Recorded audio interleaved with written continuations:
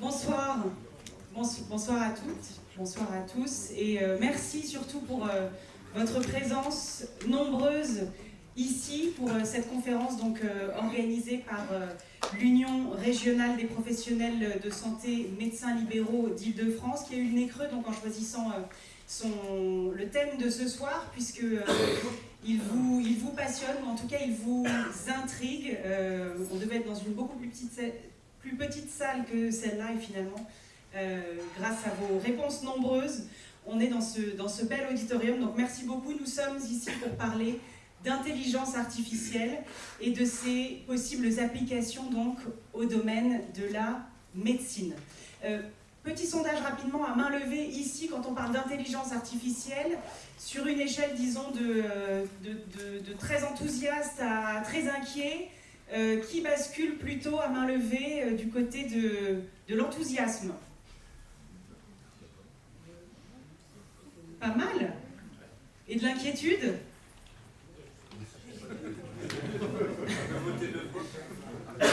Et de la perplexité? Vous êtes au bon endroit alors. On va essayer justement de défricher tout ça pendant environ 1h30. Déjà, on va se poser cette première question. L'intelligence artificielle, c'est quoi concrètement? De quoi on parle quand on emploie ce terme intelligence artificielle? Est-ce que c'est une technologie de rupture? À quel point est-ce qu'on va basculer vers un autre monde ou pas? Où en est-on aujourd'hui aussi concrètement? Aujourd'hui, quand on parle d'intelligence artificielle, de quelles applications dispose-t-on déjà aujourd'hui?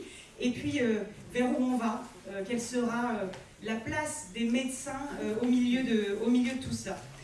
Avant de commencer et de vous présenter nos invités, sachez que nous serons à l'écoute de vos questions. Le docteur Philippe Paranque, qui est représentant de la commission e-santé à l'URPS, va les réceptionner tout au long de la conférence et pourra nous les transmettre. Comment ça va se passer? Merci Dorothée. Donc nous avons Dorothée Bazan qui va animer cette manifestation de ce soir. Manifestation qui est partie effectivement d'une réflexion que nous avons eue au niveau de la commission e-santé de l'URPS. Et ça, c'était au printemps dernier, où la question s'est posée de savoir est-ce qu'on avait un avis les uns les autres de ce qu'était l'intelligence artificielle. On commençait à parler de ChatGPT. Et bien, on s'est aperçu qu'en fait, on n'en savait pas grand-chose et que surtout, on avait tous des questions très différentes sur le thème. D'où la réflexion que nous avons eue et de dire qu'il fallait qu'on tente d'organiser cet événement. Donc, merci à vous d'avoir répondu présent à cet événement. Donc, Dorothée Bazan qui va animer cette manifestation avec nos 3 experts, Dorothée, journaliste pendant une douzaine d'années sur BFM Business et pour RMC, c'est ça? C'est ça. Et aujourd'hui, journaliste dans l'émission Qui veut devenir mon associé sur M6, que certains suivent peut-être. Donc nous vous avons mis sur l'écran, je ne sais pas s'il est accessible pour tout le monde, un QR code qui vous permet éventuellement de poser des questions en live pendant les interventions, puisque nous avons pris le choix qui pourra éventuellement évoluer, mais de ne pas poser de questions en direct, ou en tout cas une ou deux questions entre les intervenants, mais pas plus. Donc vous pouvez avec le QR code, si vous arrivez à le capter avec votre appareil, poser des questions. Alors vous verrez sur l'application, d'ailleurs, il est marqué « Donner ma réponse » ou « Poser ma réponse ». Bon, c'est la même chose. Voilà. Dorothée, je te laisse la parole. Et j'accueille donc tout de suite nos 3 invités. Marion Jeanne Lefebvre. Bonsoir Marion. Vous êtes donc journaliste au service industrie de santé et numérique à l'APM, donc l'agence de presse médicale, qui édite notamment les sites TIC Santé et TIC Pharma, qui sont 2 sites dédiés à la transformation numérique de la santé. Et vous étiez au CES de Las Vegas il y a quelques semaines, donc ce grand salon mondial de la technologie. Vous allez nous raconter ce que vous avez vu là-bas. La santé occupe désormais une place très importante dans ce grand salon de la technologie. Vous allez nous dire aussi quelles sont les toutes dernières innovations. Stanley Durleman, bonjour Stanley. Vous êtes ingénieur, vous êtes chercheur et alors vous baignez dans l'algorithmique depuis toujours. Vous avez été chercheur pendant 10 ans à l'Institut du cerveau et vous avez notamment participé a breveté des algorithmes qui permettent de prédire l'évolution d'une maladie neurodégénérative comme Alzheimer. Et aujourd'hui, vous trouvez des applications très concrètes à ce brevet. Vous allez nous expliquer tout ça. Et Alexandre Mathieu Fritz. Bonsoir Alexandre. Vous êtes sociologue, vous êtes également chercheur, vous êtes aussi professeur de sociologie à l'université Gustave Eiffel. Et dans vos recherches, vous vous êtes spécialisé dans l'intégration des nouveaux outils numériques dans la santé. Et vous avez travaillé en particulier sur les possibles applications de l'intelligence artificielle en dermatologie. Voilà, donc des domaines passionnants. Et vous êtes également, donc je le disais, professeur. Et en tant que prof, vous êtes directement confronté à l'utilisation par vos élèves de ChatGPT. Vous allez nous raconter tout ça. C'est arrivé un petit peu plus vite que prévu, selon vous, en tant que prof. Marion-Jeanne Lefebvre, on va commencer avec vous, puisque vous étiez donc il y a quelques semaines à Las Vegas, envoyé par votre rédaction pour couvrir ce Consumer Electronics Show. Là-bas, déjà, la santé, de manière générale, occupe une place prépondérante et l'intelligence artificielle est vraiment au cœur de toutes les conversations. Oui, tout à fait. Alors moi, j'étais donc le Consumer Electronics Show. Au départ, c'est un salon de nouvelles technologies plutôt grand public, mais de plus en plus, il se professionnalise et il y a de plus en plus de solutions qui s'adressent aux professionnels. La santé, c'est un des sujets qui est abordé. Cette année, c'était quand même 10% des exposants. Il y a 4000 exposants en tout. Il y avait 130 000 participants au total. C'est un des plus gros salons du monde. C'est donc à Las Vegas et ça se déroule sur 2 lieux. En fait, il y a une partie qui est dans le Venetian, c'est le superbe hôtel où il y a une Venise reconstituée, où il y avait notamment les exposants français et les stands de Business France où il y avait 22 sociétés de l'e-santé.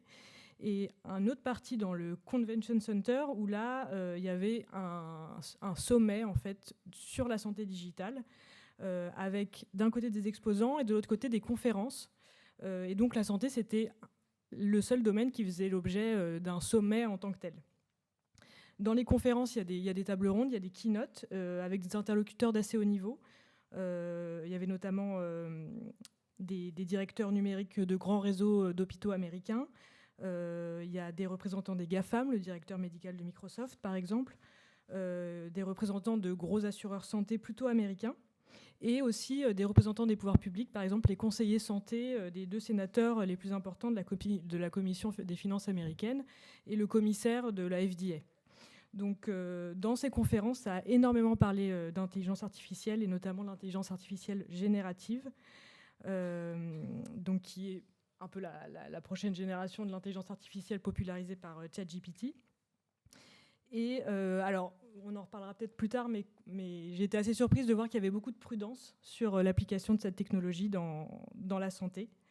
Et puis, voilà. Je reviendrai peut-être plus tard sur les différentes sociétés qui exposaient. Bien sûr. Stanley, Alexandre, vous y êtes déjà allé, vous, à Las Vegas, non, au Consumer Electronics Show. C'est vrai que désormais, la santé occupe une place vraiment extrêmement importante. Et il y a quelque chose que vous avez dit, Marion-Jeanne, qui est passé presque inaperçu peut-être dans votre discours, c'est qu'il y a un directeur médical chez Microsoft, en fait. C'est-à-dire qu'aujourd'hui, les sociétés purement tech ont un axe santé qui est vraiment au cœur de leur stratégie. Ça aussi, vous l'avez vu, vous pouvez le confirmer, même sans être allé au salon. La santé est au cœur de toutes les sociétés tech aujourd'hui. Oui, c'est exact, mais ça ne date pas d'hier, parce que je me souviens très bien quand j'étais en thèse en 2006 déjà, Microsoft a ouvert à Cambridge en Angleterre un centre de recherche dédié à la santé. Merci. Je parle assez près. Vous m'entendez ? Voilà, donc je disais que je me souviens très bien pendant la thèse où pas mal de doctorants partaient au Royaume-Uni, à Cambridge, où Microsoft avait créé un centre de recherche pour la santé. Et en fait, ils l'ont fermé quelques années plus tard. Et puis là, ils se remettent à rouvrir. Donc en fait, l'histoire entre la technologie et la médecine est une histoire d'amour très contrarié, en réalité, avec beaucoup de malentendus. Parce qu'en fait, ces 2 univers, je pense que tout oppose absolument. La technologie va extrêmement rapidement, c'est des cycles très courts. On évalue très peu ce qu'on fait, c'est-à-dire que c'est le consommateur final en fait qui évolue en permanence les outils et qui les permet de les perfectionner. Là où la médecine est dans un paradigme évidemment complètement différent. On a beaucoup de résistance au changement, on a beaucoup de validation, on a beaucoup de formes de conservatisme. En fait, par exemple, l'IRM a été inventé dans les années 70. C'était évident que c'était une révolution dans la médecine. Ça n'avait jamais été fait l'ombre d'un doute. Il a fallu 20 ans pour que l'IRM arrive dans les hôpitaux et soit utilisé en routine clinique pour le diagnostic et pour traiter les maladies. Voilà, Google, l'algorithme de PageRank a été inventé au début des années 90. 12 mois plus tard, il a été utilisé 500 000 fois sur Google pour faire des requêtes, et personne n'avait imaginé, anticipé en fait cet usage et cette adoption extrêmement rapide. Donc juste pour montrer qu'on est vraiment sur des domaines qui n'ont absolument rien à voir, et malgré tout on sent bien qu'ils ont à faire, et on va parler ce soir, et qu'il y a beaucoup d'interactions entre les deux, mais il faut avoir juste peut-être conscience que la percolation de l'innovation dans la médecine est un processus qui prend beaucoup de temps. Et il faut accepter ça, et les GAFA parfois ne l'anticipent pas assez. Est-ce que c'est vraiment une technologie de rupture? Quel va être l'impact sur la pratique de la médecine? Avant de se poser vraiment toutes ces questions et de rentrer dans le vif du sujet, posons-nous déjà cette question de la définition. C'est quoi l'intelligence artificielle? Je vais me retourner vers vous, à nouveau, Stanley, l'ingénieur de la bande. Est-ce qu'on peut dire que l'intelligence artificielle, c'est un algorithme qui reproduit les mécanismes du cerveau, mais avec la capacité d'y intégrer beaucoup plus de données? C'est vrai, c'est faux. Non, c'est vrai dans la mesure où effectivement ça s'appelle intelligence artificielle, dans la mesure où effectivement la vocation est celle de vouloir reproduire des comportements, notamment cognitifs humains. En revanche, les principes sur lesquels ils sont construits ont certaines analogies avec les neurosciences et la façon dont les réseaux de neurones humains fonctionnent, mais l'analogie, quand même, on touche assez vite sa limite. Voilà, le principe d'un réseau de neurones artificiel est quand même assez différent d'un réseau de neurones humain, et il y a des caractéristiques évidentes. Le cerveau humain consomme énormément moins d'énergie pour faire la même chose qu'une machine aujourd'hui, mais à des ordres de grandeur différentes. Donc on est très loin de mimer biologiquement ce qui se passe dans le cerveau humain. Par contre, on a des machines qui arrivent à reproduire effectivement des choses que le cerveau humain est capable de faire. Et donc c'est ce que vous m'expliquiez en préparant cette table ronde, c'est-à-dire que il y a des liens qui sont faits entre différentes données, c'est ce que fait le cerveau et c'est ce que fait du coup l'intelligence artificielle aussi. Donc oui, l'intelligence artificielle dont on parle aujourd'hui, effectivement basée sur la notion d'apprentissage statistique, c'est-à-dire qu'on a le principe même de l'algorithmique, c'est d'absorber en fait une très très grande quantité de données et de regarder dans ces données la co-occurrence de certains événements, de certaines caractéristiques, de façon à comprendre effectivement qu'il peut y avoir des liens entre les deux, et que si on observe A et B tout le temps ensemble, quand je vois A, je peux prédire qu'il existe B, ou je peux écrire une phrase où il y a A d'abord et B ensuite. Donc voilà, c'est effectivement basé sur ce mécanisme d'apprentissage, et en ce sens, d'un point de vue, je dirais, très analogique et à très haut niveau, effectivement, il ressemble à un processus d'apprentissage humain. Quand effectivement un enfant apprend à faire une tâche, apprend à parler, il fait des erreurs, on le corrige, il reprend, et c'est exactement de la même manière que l'algorithme s'entraîne. L'algorithme, au départ, il sait faire très peu de choses. On lui dit ce qui ne va pas, il corrige et il fait des boucles d'itération pour s'améliorer. Et c'est comme ça qu'il arrive à avoir des performances. Et donc, effectivement, ça reproduit, d'un point de vue schématique, un processus d'apprentissage humain. Et alors, Alexandre, il faut aussi distinguer l'intelligence artificielle classique, qui existe depuis assez longtemps, finalement, et l'intelligence artificielle dite générative, celle capable de créer du contenu de manière autonome, par exemple ChatGPT. Oui, tout à fait. Donc, effectivement, le sociologue que je suis parle sous le contrôle de Stanley Durleman, c'est-à-dire qu'effectivement, il y a plusieurs formes d'intelligence artificielle, et le simple fait de dire l'intelligence artificielle est quasiment un abus de langage. à différents points de vue, puisqu'il existe une pluralité de formes techniques, historiques de l'intelligence artificielle. Et on a effectivement le dernier avatar, si j'ose dire, de l'intelligence artificielle, qui est l'IA générative, et qui va peut-être un peu plus vite que prévu. C'est ce qu'on disait tout à l'heure. Effectivement, j'ai vu mes étudiants utiliser ChatGPT beaucoup plus que ce que j'avais pu imaginer. Et donc, je suis rattrapé en quelque sorte par les usages, par la diffusion à très grande échelle de ces usages. Peut-être juste d'un mot sur la question de l'intelligence artificielle.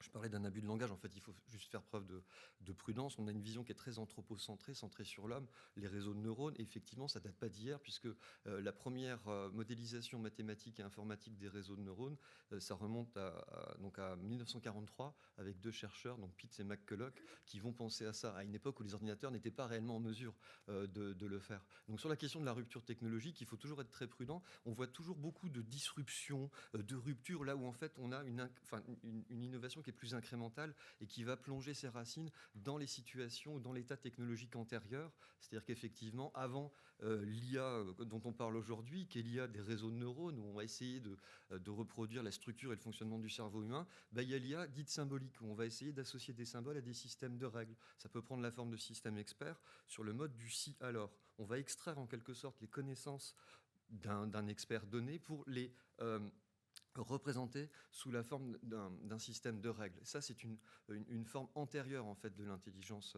artificielle, même si les réseaux de neurones, comme je le disais, sont quasiment en germe dès le départ en fait. Donc il faut prendre garde. J'aime beaucoup la formule, et j'en terminerai là-dessus, pour l'instant, de Daniel Handler, en fait, qui est mathématicien et philosophe, et qui dit: l'intelligence artificielle est une chimère et l'intelligence humaine est une énigme. Donc on essaye en fait de faire comme si les ordinateurs nous permettraient de mimer en quelque sorte en miroir l'intelligence humaine, mais en fait on ne sait pas exactement ce que c'est que l'intelligence humaine. Il y a beaucoup de définitions qui sont différentes. Donc l'intelligence artificielle donne lieu à beaucoup de définitions, il y a beaucoup de polysémies, et de la même manière du côté de l'intelligence humaine, il y a une pluralité de définitions. Et on sait que l'intelligence artificielle n'est pas encore au niveau de l'intelligence humaine. On va créer de l'échange tout de suite avec vous. Il y a une première question. Petite question dans la salle, mais qui est importante en ce début, c'est comprend-on toujours le fonctionnement de l'intelligence artificielle aujourd'hui ? Non, la réponse est plutôt non. C'est-à-dire qu'effectivement, c'est même un sujet de recherche pour les mathématiciens de comprendre maintenant comment fonctionne et quels sont les principes qui régissent les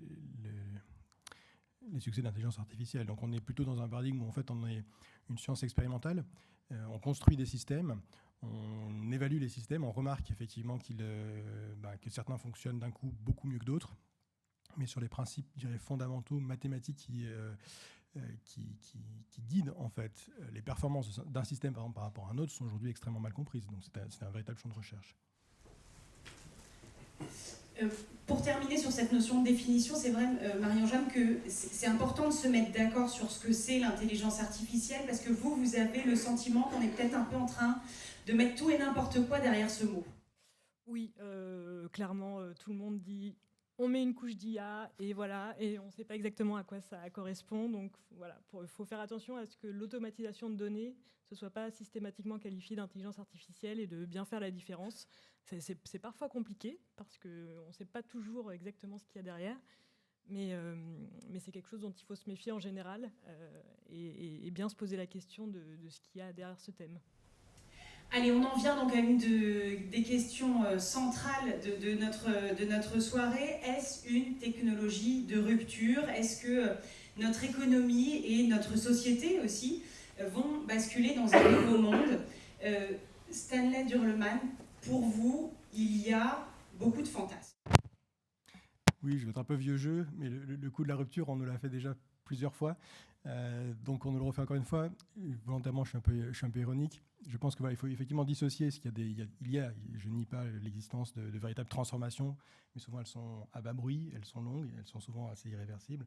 Deux, effectivement, je dirais tout le fantasme et la hype, comme on dit en anglais, les effets de mode, qui effectivement l'IA aujourd'hui est partout. Donc on construit un peu des systèmes de croyances magiques, comme quoi l'IA fait ceci, l'IA fait cela, l'IA tout le monde en fait, et pourtant peu en font réellement.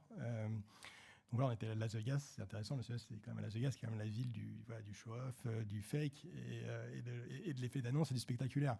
Et il y a beaucoup de choses qui ont fait pour alimenter en fait ça, parce que derrière, effectivement, Mais il y a beaucoup d'entreprises qui innovent. Enfin, j'en ai une aussi, je sais très bien ce que c'est. L'accès aux ressources, que ce soit les bons ingénieurs, l'accès au financement des investisseurs, c'est un combat qui est extrêmement rude. Et donc, ça favorise effectivement les promesses démesurées, les effets d'annonce, les démonstrations spectaculaires. Voilà, je crois qu'il faut arriver à prendre un peu de recul par rapport à ça, un peu de recul historique aussi, ce qui peut aider. Je ne prétends pas être un historien. Mais voilà, je me souviens encore une fois, donc là on parle de ChatGPT, de l'IA générative, comme vous avez très bien dit. Il y a 10 ans, on parlait plutôt d'apprentissage supervisé, et c'était vraiment le grand moment de la reconnaissance des images. Voilà, c'est les premières grandes réalisations spectaculaires. Et moi, à ce moment-là, je m'intéressais beaucoup à l'imagerie médicale, mais pas que. Donc c'est à ce moment-là, effectivement, il y avait des systèmes qui arrivaient à reconnaître des chats, des chiens, des piétons, des voitures, etc., d'une façon qui n'avait été jamais vue auparavant. Et je me souviens très bien, moi, avoir reçu un mail d'un collègue qui me dit, il me forward une news de Fox News. Il me dit en gros, voilà, en fait, c'est fini pour toi, quoi. Ta recherche, tu n'en as plus besoin, quoi. Regarde, il y a une équipe de radiologues américaines qui était au RSNA, qui est le grand congrès de Chicago, et qui avait expliqué que voilà, ils arrivaient à prédire Alzheimer 10 ans avant à partir d'une image. Voilà. Après, on regarde scientifiquement la publication qui sous-tend cette revendication, on s'aperçoit qu'en réalité, il n'y a pas grand-chose en fait comme preuve scientifique qui est derrière ça, mais ça n'empêche qu'il y a eu une aura extraordinaire à travers ça. Ils étaient repris par du journalisme de grand public, et ça façonne des croyances et un imaginaire. Un des pères fondateurs même de l'intelligence artificielle avait fait une sortie assez cocasse à l'époque. Absolument. Donc, Geoffrey Hinton, il y a 3 grands pères fondateurs de l'IA, et donc il en fait partie. Il avait été un des premiers à être débauché chez Google pour diriger toute la recherche en intelligence artificielle, et il a sorti cette bourde énorme qui a dit voilà, dans 5 ans, il n'y aura plus de radiologues. Voilà. Ça avait fait beaucoup de bruit. C'est quelqu'un qui a une stature académique d'abord extrêmement importante, qui avait une très forte responsabilité, une parole qui porte beaucoup. Voilà, on est largement 5 ans après ce qu'il a dit. Je suis désolé, je ne crois pas qu'il y ait beaucoup de radiologues qui aient été licenciés ou mis à la porte ou qui aient fermé boutique. Et pourtant, c'est vrai qu'ils ont aujourd'hui des outils à leur disposition qu'ils n'avaient peut-être pas il y a 5 ans, et encore moins il y a 10 ans. C'est ce qui est parfaitement exact aussi. Ouais, je peux citer une entreprise française qui était au CES, qui s'appelle Millview, et qui fait de la lecture d'imagerie par l'IA. Et leur slogan, c'est « Notre IA ne remplace pas les radiologues, elle les rend irremplaçables ». Bon, ils savent parler à leur public trouvé. Aussi, mais... La réponse est en gros. Je pense que la réponse a été donnée par anticipation, puisque nous avions une question. L'intelligence artificielle va-t-elle détruire la profession ? Non, enfin, je pense que là, c'est une question de sociologue. Je suis sociologue du travail à la base, donc forcément, alors, il y a beaucoup de désaccords sur ce sujet. Effectivement, l'IA est associée à beaucoup de discours, des discours de promesses. C'est un peu ce qu'on voyait tout à l'heure. Ceux qui disent « moi j'y crois » et il y a de quoi être enthousiaste. Et en même temps, il y a les discours plus inquiets, empreints de crainte ou de dystopie.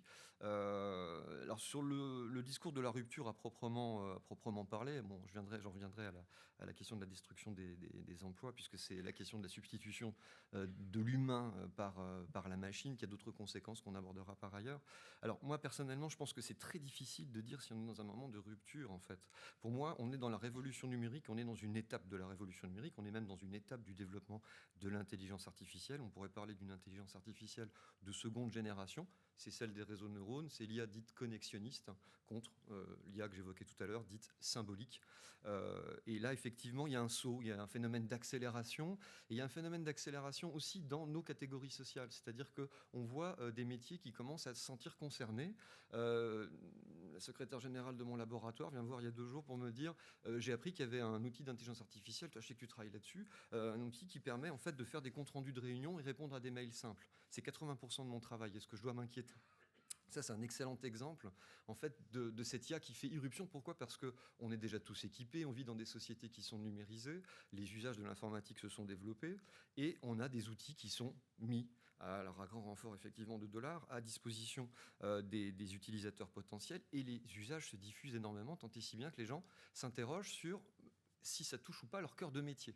Et quand ça commence à toucher des métiers à un haut niveau de technicité, dont les tâches intellectuelles sont très techniques, très complexes, expertes, là on commence un peu à s'inquiéter. Et pour le coup, la formule de Geoffrey Hinton a inquiété dans le champ de la radiologie. Il y a beaucoup de jeunes qui, à l'entrée en fait, du concours, par exemple, des épreuves classantes nationales, se sont posé la question de savoir s'il fallait aller ou pas en radiologie. Ou si oui, dans quelle branche de la radiologie, pour se protéger peut-être de cette vague qu'est celle de l'IA. Donc il y a eu des craintes, vraiment, il y a eu la crainte d'être remplacé, beaucoup moins dans d'autres spécialités comme la dermatologie, où là, on est plutôt dans des phénomènes d'accompagnement. Moi, ce que j'ai pu voir sur le terrain, c'est que, alors déjà, il y a très peu d'études, effectivement, entre le moment où la technologie arrive, où elle est mature, et le moment où elle entre dans les usages en routine clinique, il peut s'écouler 5, 10, 15 ans, 20 ans, en fait. Il faut le temps de l'institutionnalisation, le temps aussi des études cliniques, de l'evidence-based medicine, passer par tous les protocoles institutionnels, pour le dire de façon un petit peu synthétique. J'ai rencontré, par exemple, des dermatologues qui me disaient, moi, j'attends. Donc, je les ai appelés les attentistes, parce que j'en ai rencontré plusieurs, qui me disaient, j'attends tout, en fait. J'attends les preuves de l'evidence-based medicine, j'attends les études cliniques, j'attends les recommandations de la HAS, j'attends également le marquage CE en tant que dispositif médical, et j'attends la tarification et le remboursement par la Caisse nationale d'assurance maladie. Voilà ce que j'attends.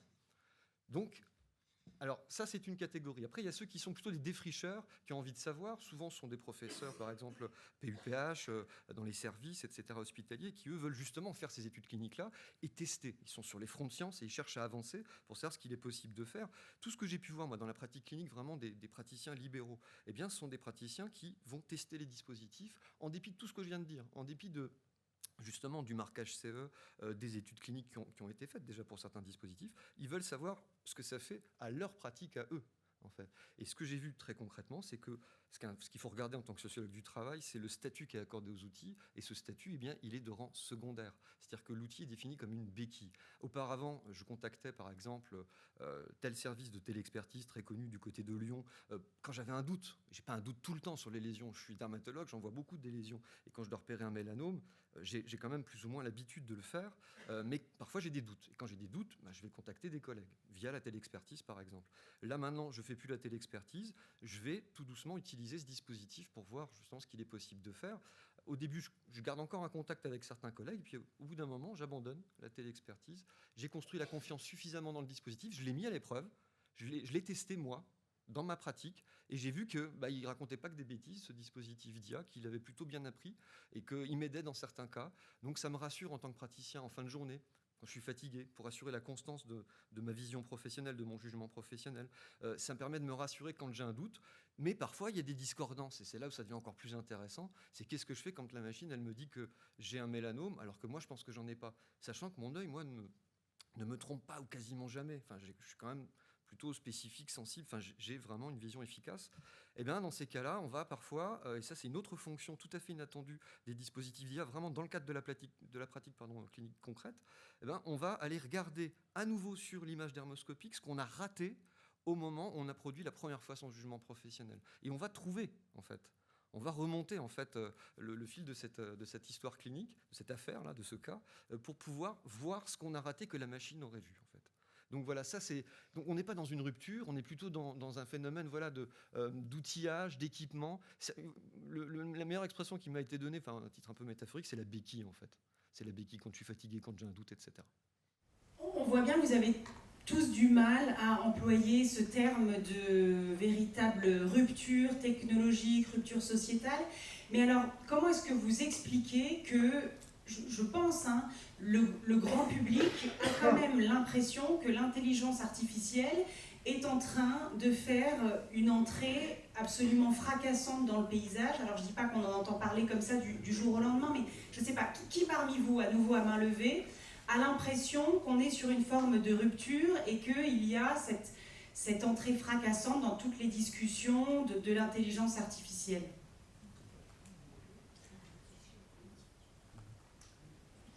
Une petite moitié, un peu moins. Comment est-ce que vous expliquez quand même cette vision que l'on peut avoir d'une vraie rupture, qui est sociétale aussi? Oui, enfin, je ne nie pas le caractère anxiogène de la technique, on peut dire comme ça. Mais voilà, de nouveau, moi, je la replacerai un peu dans un contexte qui est en fait celui de l'automatisation et de la robotisation d'un grand nombre de nos tâches. Donc l'homme a créé des outils, je dirais même constitutifs de ce qu'est l'humanité, donc depuis l'origine du temps. Donc on crée un marteau parce qu'on a une main qui ne permet pas de planter des clous. Et puis on construit des systèmes dont la complexité ne cesse de croître. l'informatique a été une rupture de ce point de vue-là, quand on a commencé à numériser l'intégralité des données qu'on avait à notre disposition. Donc j'aime bien parler juste de la comptabilité. Quand on a arrêté de faire des livres de compte et qu'on a rentré tous les chiffres dans des tableaux, ça a démultiplié les capacités de faire du reporting financier. Aujourd'hui, effectivement, on n'imagine pas qu'une multinationale puisse faire une comptabilité à la main. Ce serait inimaginable. On pilote l'entreprise à partir d'indicateurs qui sont issus d'un calcul d'un très grand nombre de données. Et c'est une révolution, c'est-à-dire que ça a complètement changé la nature même de ce que c'était que ce métier de la comptabilité aujourd'hui. Et donc on est en fait dans une histoire progressive et constante, effectivement, où on va automatiser et robotiser de plus en plus de tâches. Et ce qui est assez nouveau, et je pense dans la perception du grand public aujourd'hui, c'est qu'il y a des tâches qu'on pensait non robotisables, et en fait, ils le deviennent. Donc, ce qu'on imaginait être l'intelligence humaine, et on va y revenir, justement, qu'est-ce que l'intelligence humaine? On ne sait pas ce qu'elle est. On s'en faisait une idée assez claire, et on pensait qu'effectivement, certains métiers échapperaient à la robotisation et à l'automatisation. Et ce qu'on aperçoit aujourd'hui, c'est qu'en fait, non, il y a dans des métiers intellectuellement supérieurs, censés être créatifs, en fait, suffisamment de schémas qui se reproduisent à l'identique pour qu'une machine arrive lui-même à les reproduire. Donc aujourd'hui, un designer est censé être quelqu'un effectivement d'extrêmement créatif, ce qui est vrai en partie, mais n'empêche que beaucoup de designers finissent par faire un peu la même chose au final, et que quand on demande maintenant effectivement à une intelligence artificielle de faire la décoration d'une pièce avec quelques indications, il arrive à la faire aussi bien qu'un designer.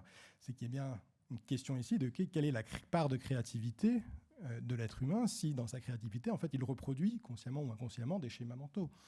Et puis on est là, voilà, la médecine, évidemment, on ne pensait pas que, effectivement, la pratique médicale avait un aspect qui était suffisamment routinier, à certains égards, pour qu'une partie puisse être reproduite par ordinateur. Donc je pense que la technique continue d'avancer, la perception change parce que ça questionne en réalité notre rapport à ce que sont nos activités, à ce que sont notre raison d'être, à ce que c'est qu'être intelligent, qu'est-ce que c'est qu'être humain par rapport à une machine qui maintenant est capable de faire aussi bien que moi. Donc où est ma part à moi d'humanité finalement? Je pense qu'il y a quelque chose aussi qui change la perception, c'est l'accès. C'est que beaucoup plus de gens ont accès à l'intelligence artificielle qu'avant, et donc ça rentre vraiment dans les usages. Et là où, effectivement, c'est des investissements qui ont parfois 10 ans, mais dont la concrétisation voit le jour aujourd'hui. Et on se rend compte, il y a des médicaments qui arrivent sur le marché, comme le vaccin de Moderna contre le Covid, par exemple. S'il a été trouvé si rapidement, c'est grâce à l'intelligence artificielle. C'est ce qu'ils expliquaient aussi au CES, d'ailleurs, un des patrons de Moderna. C'est que finalement, ils ont réussi à trouver très rapidement, et ils continuent d'utiliser l'intelligence artificielle pour coder l'ARN messager et qu'ils puissent cibler la protéine spike. Et ce qu'il disait d'ailleurs, pour reprendre un peu ce que vous disiez tout à l'heure, il disait on ne sait pas pourquoi il a trouvé ce bon brin d'ARN messager, mais on sait que ça marche. Une fois qu'on l'a testé, ça marchait. Mais on ne sait pas comment l'intelligence artificielle y est arrivée exactement. C'est en fait un travail de 10 ans d'entraînement de données, etc. Donc je pense que c'est ça aussi qui fait qu'on a l'impression que c'est partout, c'est que maintenant, c'est dans nos mains, quoi, ou dans nos bras, en l'occurrence, pour le vaccin. Et justement, au CES de Las Vegas, alors Marie-Angeline, vous y étiez pas il y a 2 ans, par exemple, mais un autre journaliste de la rédaction y était. Est-ce qu'il y a 2 ans, déjà, l'intelligence artificielle était partout, ou il y a eu vraiment... Alors j'ai posé la question à mon collègue qui m'a dit que c'était présent, hein, l'intelligence artificielle. Après, ça n'était pas systématiquement partout. Et il m'a dit qu'il y a 2 ans, la tendance était vraiment les objets connectés voilà, qui mesuraient toutes les constantes. Et d'ailleurs, toutes les sociétés n'ont pas survécu. Hein, et qui parlaient d'intelligence artificielle pour traiter les données, etc. Ce qui était vraiment nouveau cette année, c'est l'intelligence artificielle générative et ChatGPT. Ça, je crois que c'est clair. On n'en parlait pas il y a 2 ans. Alors, soyons vraiment très concrets. Aujourd'hui, l'intelligence artificielle, ça sert à quoi? Ça permet quoi déjà aujourd'hui dans le quotidien des médecins? Quelles sont les applications qui sont déjà à notre disposition aujourd'hui? Alexandre Mathieu-Fritz, vous en avez déjà un petit peu parlé. Donc, vous avez fait des recherches sur le domaine de la dermatologie. Donc, il y a vraiment cette notion de l'intelligence artificielle qui va regarder une photo d'une tache et être capable peut-être de dire c'est un mélanome, ça n'en est pas un, mieux ou pas mieux que l'intelligence humaine. C'est compliqué, c'est différent. C'est-à-dire que ça pousse en quelque sorte les praticiens à raisonner dans des catégories, des schémas mentaux qui ne sont pas les leurs. C'est-à-dire qu'un dermatologue ne va pas raisonner en termes de pourcentage, par exemple. Et là, l'intelligence artificielle va donc visualiser une lésion cutanée et va dire point 63, donc 63% de chance que ce soit un mélanome. Et c'est pas comme ça que raisonne habituellement un dermatologue. Lui, ça va être je suis sûr que c'est bénin, c'est malin, ou alors j'ai un doute. C'est bizarre, c'est pas joli, etc. Il y a plein de termes pour dire qu'il y a un doute et que le doute penche plutôt du mauvais côté de la balance en quelque sorte. Donc il doit prendre une décision, mais il n'est jamais seul. Ça qui est intéressant, c'est qu'il y a bien sûr lui, il y a parfois ses collègues autour, le collègue que l'on va requérir, donc on va requérir l'avis par téléexpertise, et puis il y a l'anatomopathologiste aussi qui est là derrière, et avec qui on va pouvoir éventuellement aussi débattre. On peut être aussi en désaccord avec l'anatomopathologiste, donc c'est un dialogue qui se fait non plus à deux, mais à trois en quelque sorte, et c'est effectivement, pour moi, des dispositifs qui viennent accompagner en fait. On trouve la même chose, on compare dans la recherche dont je parle en fait ce qui se fait du côté de l'IA en dermatologie à l'IA en radiologie justement, et ce qu'on voit c'est qu'il y a des dispositifs qui sont implantés, déjà instaurés depuis un petit peu plus longtemps dans des cabinets qui sont un petit peu plus gros que des cabinets de dermatologues libéraux, puisqu'on va regrouper, on va fusionner des cabinets. Il y a des phénomènes de concentration qu'on observe du côté de la radiologie. Il y a plus de moyens qui peuvent être investis aussi par les financeurs, et donc on voit des usages de la radiologie. Mais c'est ça qui est intéressant, c'est qu'on pose la question de la rupture, du remplacement. Oui, effectivement, il y a quelque chose qui est de l'ordre de l'événement, de l'accélération, il y a un saut technologique, etc. Mais quand on regarde de très très près la pratique clinique, par exemple en radiologie, il y a toute une série de choses qui sont très problématiques dans l'usage de l'IA, même si l'IA est très performante. C'est-à-dire qu'il n'y a pas de déterminisme technologique en quelque sorte. C'est pas parce que le dispositif est ultra performant qu'immanquablement il va s'imposer partout, en toutes circonstances. Je donne une illustration concrète, c'est l'usage de l'IA en radiologie. Donc c'est une enquête qui a été réalisée par Gérald Gaglio et Alain Lout dans différents secteurs de la radiologie libérale, hospitalière, notamment en traumatologie et en scénologie, pour être précis, et qui montre que ça pose problème aux apprenants.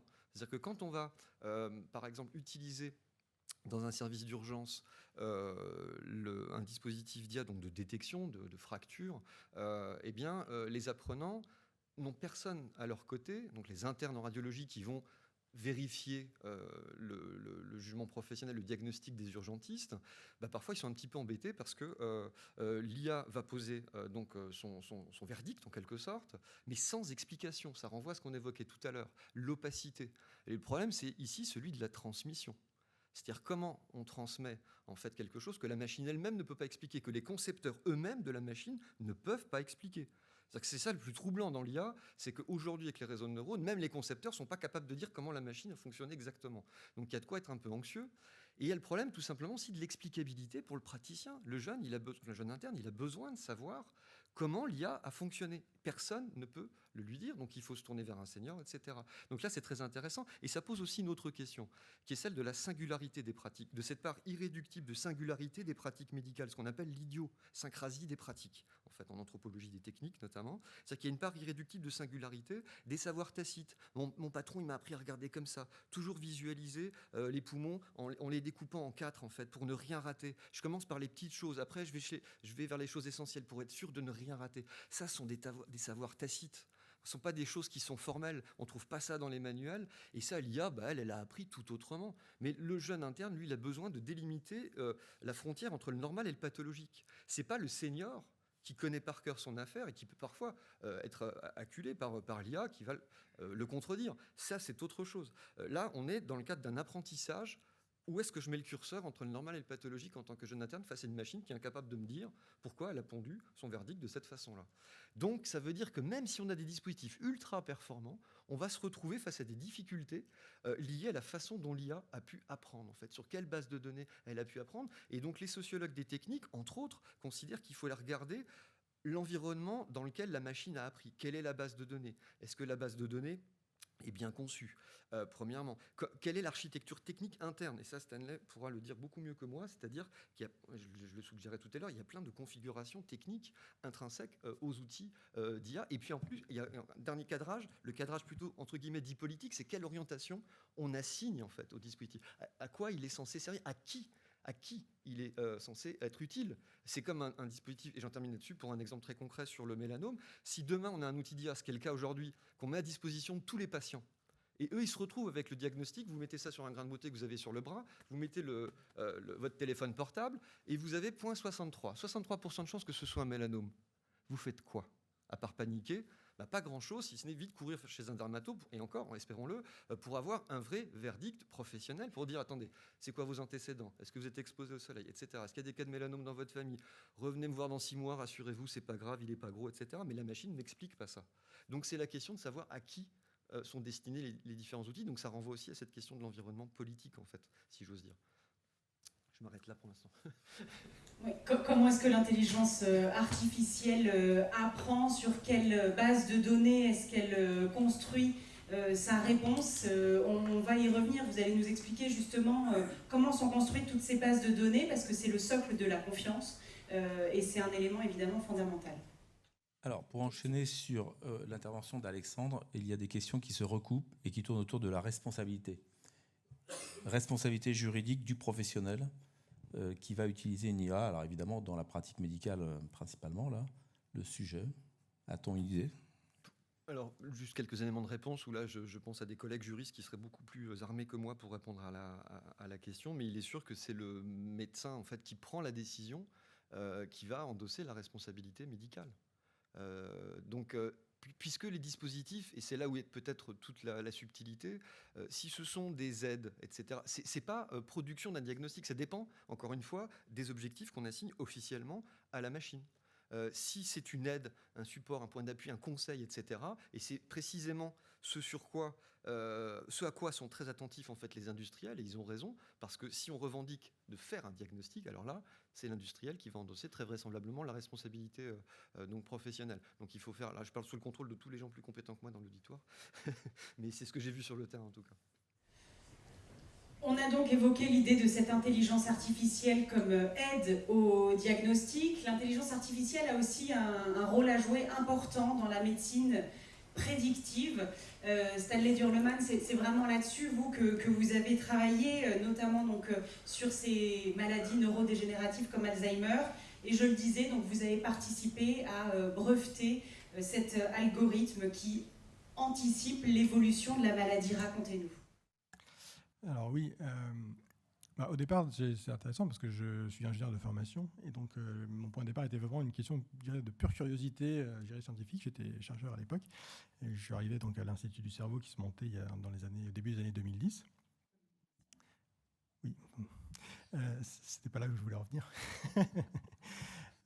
Ça c'était après. Donc je suis arrivé à l'Institut du cerveau, j'avais déjà fait une thèse sur l'analyse d'images médicales, et donc j'arrive dans cet institut et en fait je m'intéresse un peu à ce qui s'y passe et je comprends effectivement qu'un des enjeux c'est de comprendre effectivement, d'anticiper comment une maladie neurodégénérative comme Alzheimer, Parkinson peut évoluer. Je comprends que c'est un truc qui est très difficile à faire. Et je dis, ça c'est bien pour un ingénieur comme moi, c'est un bon sujet de recherche en fait. Et donc je me suis mis à travailler. Et donc on fait effectivement une approche tout à fait d'apprentissage statistique, donc on dirait aujourd'hui d'intelligence artificielle. Je vais chercher des bases de données, donc ça tombait bien parce que derrière moi il y avait des grands plans Alzheimer qui avaient été lancés aux États-Unis, et en France ça se lançait aussi, donc il y avait plein de données qui étaient disponibles, des données de patients où on mesure différentes caractéristiques du patient, voilà, ses capacités cognitives, donc la mémoire, la concentration, l'attention. On prend des IRM qui permettent de voir les différentes altérations qu'il peut y avoir au niveau du cerveau, différents d'autres types d'imagerie. Je ne vais pas rentrer dans les détails. Donc voilà, j'ai un corpus de données avec plein de patients, d'une certaine manière, qui me racontent un petit bout d'histoire de leur maladie à travers leurs données. Voilà, ce qui n'est pas un cas tout à fait standard justement des algorithmes à l'époque. D'ailleurs, ça n'est toujours pas.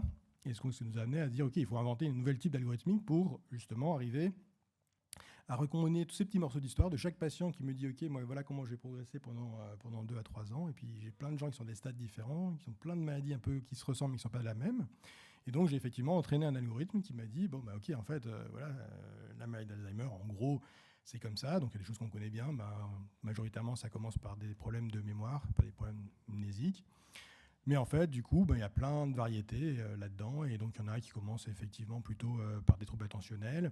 Il y en a qui démarrent très tôt, il y en a qui démarrent très tard. Il y en a qui vont très vite, il y en a qui vont très lentement. D'ailleurs, on ne sait pas très bien quand est-ce qu'ils commencent à décliner. Et donc voilà, j'étais très content, j'ai fait ça. Donc effectivement, j'ai breveté, j'ai validé sur plein de bases de données, etc. Je fais mon travail d'ingénieur comme je pense qu'il doit être fait.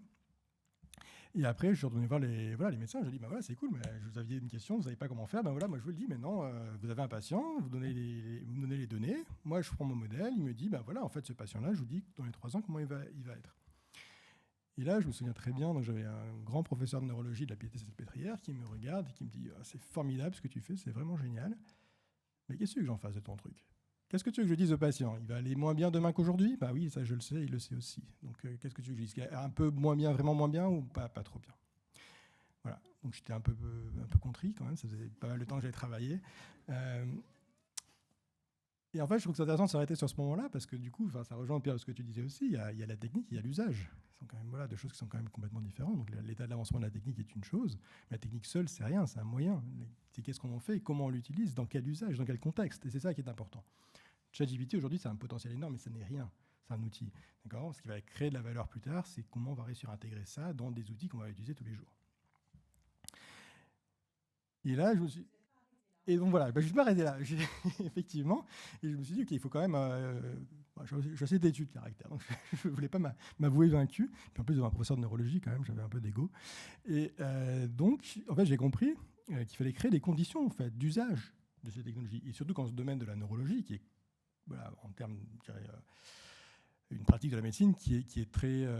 qui a peu progressé, par exemple, par rapport à la radiologie dans le même temps, par rapport à l'oncologie. Voilà, il y a beaucoup moins d'innovation. Et en fait, j'ai compris que le problème, c'est que les patients, en fait, on ne les voyait pas essentiellement, c'est-à-dire qu'ils sont diagnostiqués extrêmement tard, parce qu'on ne les repère pas, parce que, donc je parle sous contrôle, après j'ai travaillé avec des médecins généralistes qui m'ont expliqué effectivement pourquoi on avait beaucoup de mal à repérer les plaintes cognitives en population générale, et donc pourquoi les gens restaient en une errance diagnostique pendant très longtemps, et que ce n'était que quand la maladie avait suffisamment évolué et que les symptômes étaient assez manifestes qu'on arrivait effectivement à inclure les gens dans des bases de parcours de soins qui sont encore extrêmement balbutiants. Et donc, c'est là qu'est venue effectivement l'idée donc, de créer Dr Memo. Donc voilà, c'est drmemo.fr, vous pouvez aller voir. C'est en fait une clinique qu'on appelle digitale, c'est-à-dire qu'on se dit ça ne sert à rien de reconstruire des systèmes de soins qui... Voilà, les médecins, ils sont là, ils savent faire leur métier, ils sont là où ils sont dans leur cabinet. Ce qu'il faut, c'est effectivement aider et repenser juste le système. Donc, on a un réseau de professionnels de santé qui est relié par une plateforme numérique. Donc, les rendez-vous se prennent en ligne, mais les consultations se font en physique. On repère les gens grâce à des questionnaires assez simples, d'ailleurs, c'est essentiellement du bon sens. Les personnes qui expriment une plainte suspecte, on va les leur faire consulter en médecine générale une consultation dédiée à la mémoire, ce qui n'existe pas aujourd'hui. Donc on a créé, le Dr Grudet qui est dans la salle, avec qui on a construit cette consultation mémoire de médecine générale, qui permet en 15 minutes d'avoir une orientation diagnostique. Et s'il y a effectivement une suspicion d'une maladie, après on oriente vers un neuropsychologue pour un bilan de mémoire complet, l'IRM, le bilan sanguin, et puis on adresse au neurologue avec déjà des examens complémentaires qui sont faits. Et du coup, une erreur diagnostique qui est estimée, tant bien que mal, a duré à peu près 3 à 4 ans chez les patients Alzheimer entre la première expression de la plainte et le diagnostic. On pense pouvoir le réduire à peu près à 18 mois. Simplement, ici, en faisant des choses extrêmement simples et basiques, on est encore loin de l'intelligence artificielle, c'est de proposer des parcours de soins, et avoir un système de repérage et des parcours de soins qui n'existent pas et qui s'appuient sur un réseau de professionnels de santé. J'en profite. Concrètement, moi, ça fait demain 2-3 fois d'affilée, je ne sais plus où est-ce que j'ai garé ma voiture, 2-3 fois j'oublie un anniversaire, etc. Je commence à me poser des questions.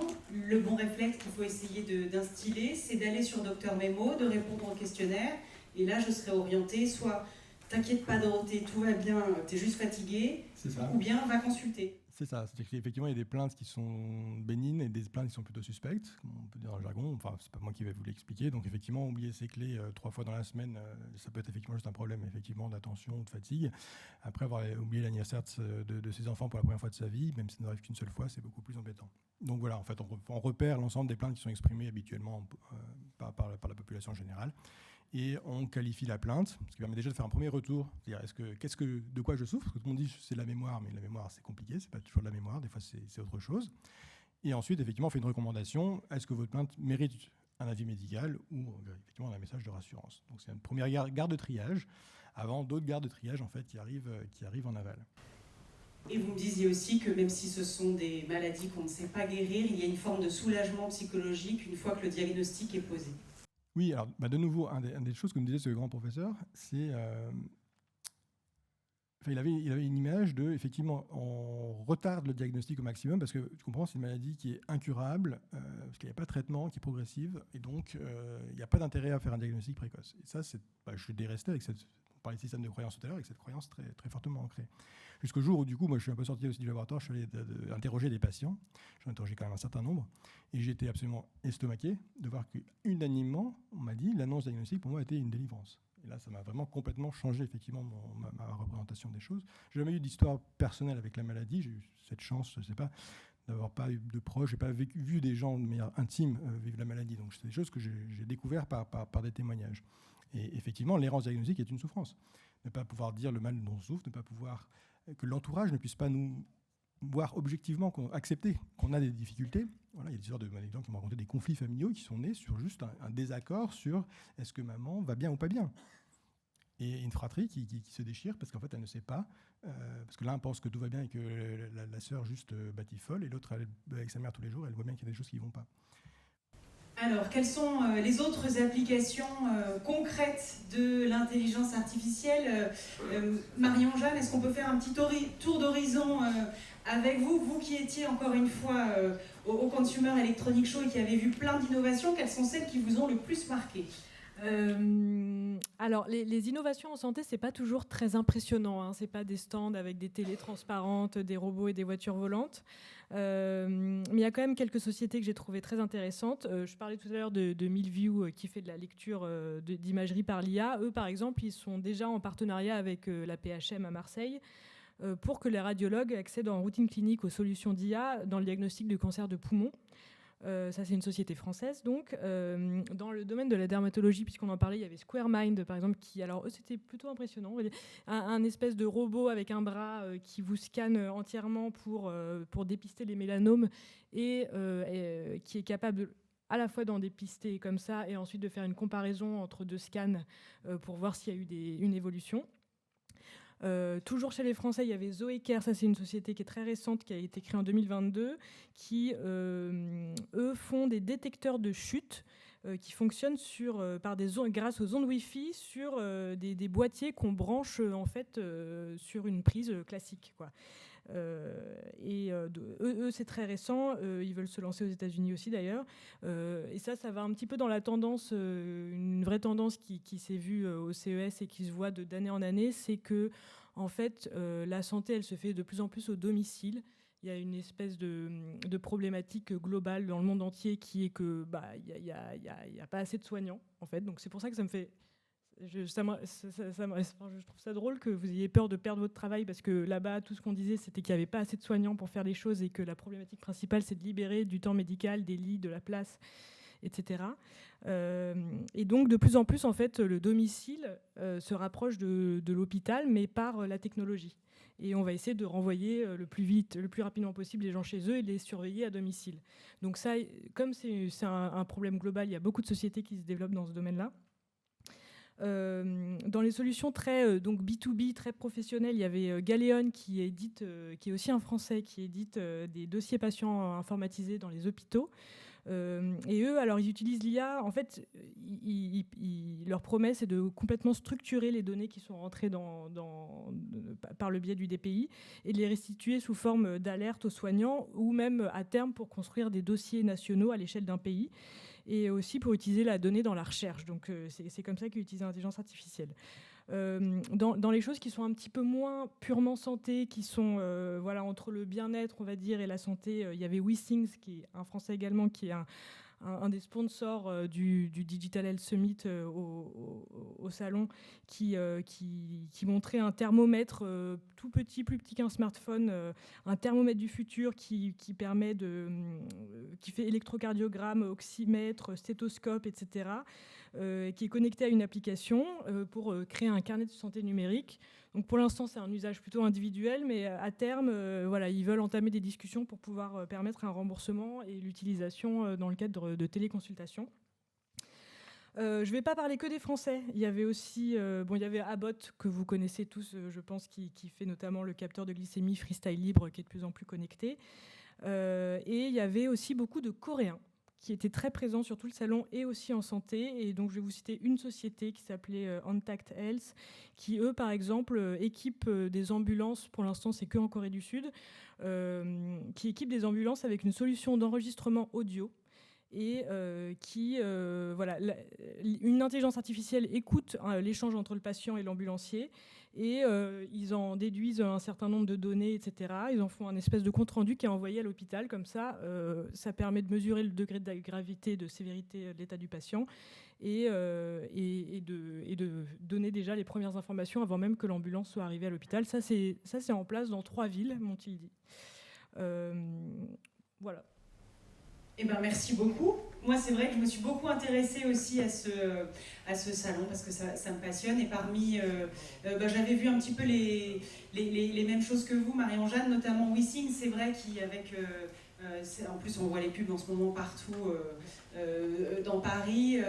J'avais vu moi une montre en fait qui permet c'est pas une montre qui permet de mesurer toutes ces constantes. Et c'est vrai que dans cette idée de se dire que peut-être que demain on sera plus forcément obligé d'aller à l'hôpital juste pour mesurer une tension et qu'on pourra peut-être désengorger les hôpitaux d'une certaine manière. Non ? Alors qu'est-ce qu'on peut faire alors que demain qu'on pourra faire à la maison et qu'aujourd'hui on est obligé d'aller à l'hôpital pour le faire. J'ai l'impression qu'il y a quand même une tendance globale dans l'idée de faire de plus en plus de choses à la maison, alors peut-être que la tension, était un très mauvais exemple. Non, mais la montre connectée, bien sûr, c'est super. Les montres connectées, la prévention aussi, c'est vrai que les détecteurs de chute, il y en a beaucoup. Enfin, il y a beaucoup de constantes, oui. Moi, j'ai lu qu'il y avait eu une étude, enfin, j'ai pas lu, j'ai vu la vidéo, qu'il y avait eu une étude faite intelligence artificielle versus médecin généraliste.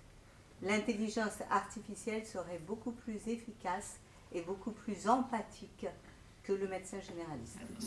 Je peux peut-être donner un petit exemple qui a été donné, mais ce sera très rapide. Il y avait une conférence où il y avait la directrice de la stratégie et du numérique de Providence. C'est un réseau qui a 1000 cliniques aux États-Unis, 50 hôpitaux. Et elle disait que l'intelligence artificielle, notamment générative, donc style ChatGPT, est utilisée pour répondre aux questions des patients. En fait, il y a beaucoup de messages électroniques qui sont adressés par les patients aux soignants. Et elle disait qu'en fait, 40 à 60% des messages peuvent être traités sans intervention humaine. Et que parfois, effectivement, c'était avec un petit peu plus d'humanité qu'un médecin qui répondrait pour la énième fois à la... Peut-être que humanité, c'est pas le bon mot d'ailleurs. Un peu plus d'empathie et de... Voilà, de...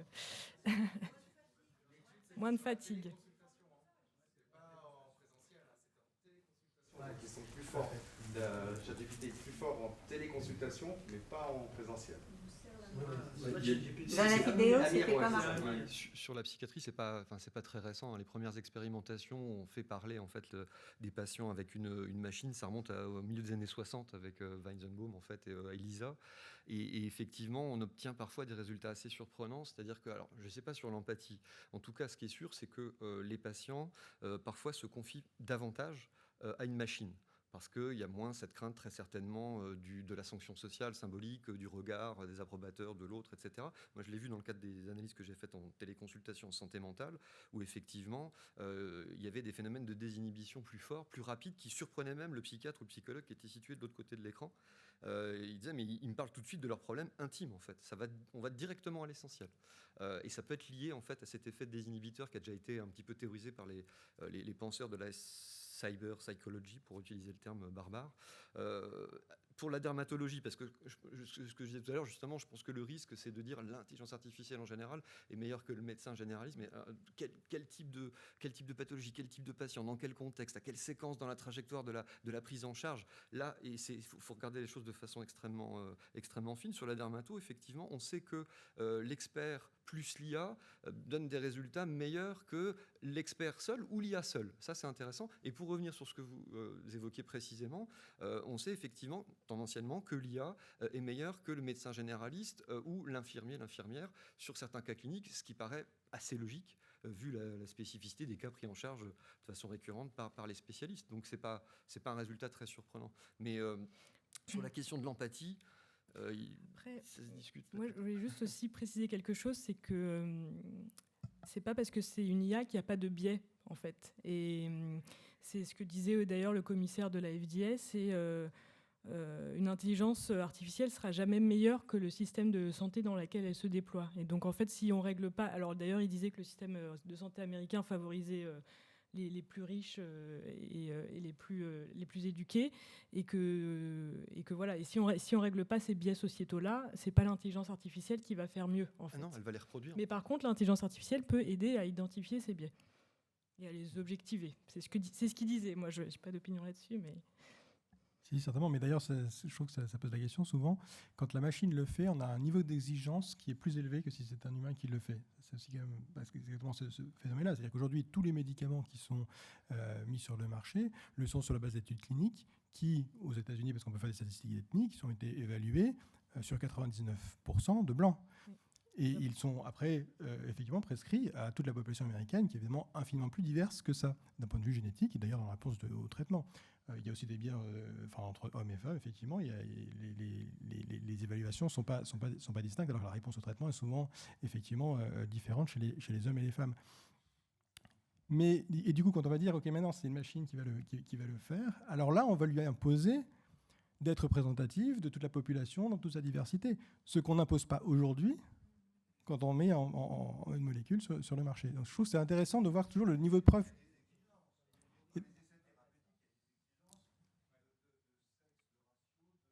De sexe ratio, oui, mais pas de... Il n'y a pas de race ratio.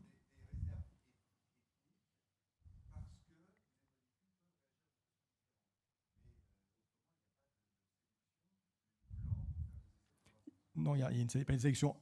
Il n'y a pas une sélection de. Il y a une sélection de fait. Si.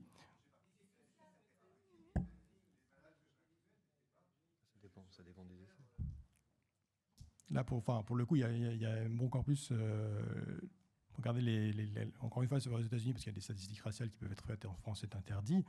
Clairement, la part de la population qui participe aux essais thérapeutiques n'est pas du tout représentative sur le plan statistique à la population américaine dans son ensemble. Parce que c'est des gens qui peuvent se déplacer jusqu'au centre, etc. Il y a plein de raisons économiques, sociologiques. Alors, par exemple, là où peut aider l'intelligence artificielle, ou en tout cas les outils connectés en général, c'est justement à améliorer l'accès à des communautés qui sont pas ceux qui se rendent très régulièrement chez le médecin ou à l'hôpital. Et aussi, encore une fois, à sélectionner des patients de façon un peu plus... disons peut-être avec moins de biais idéologiques qu'un humain.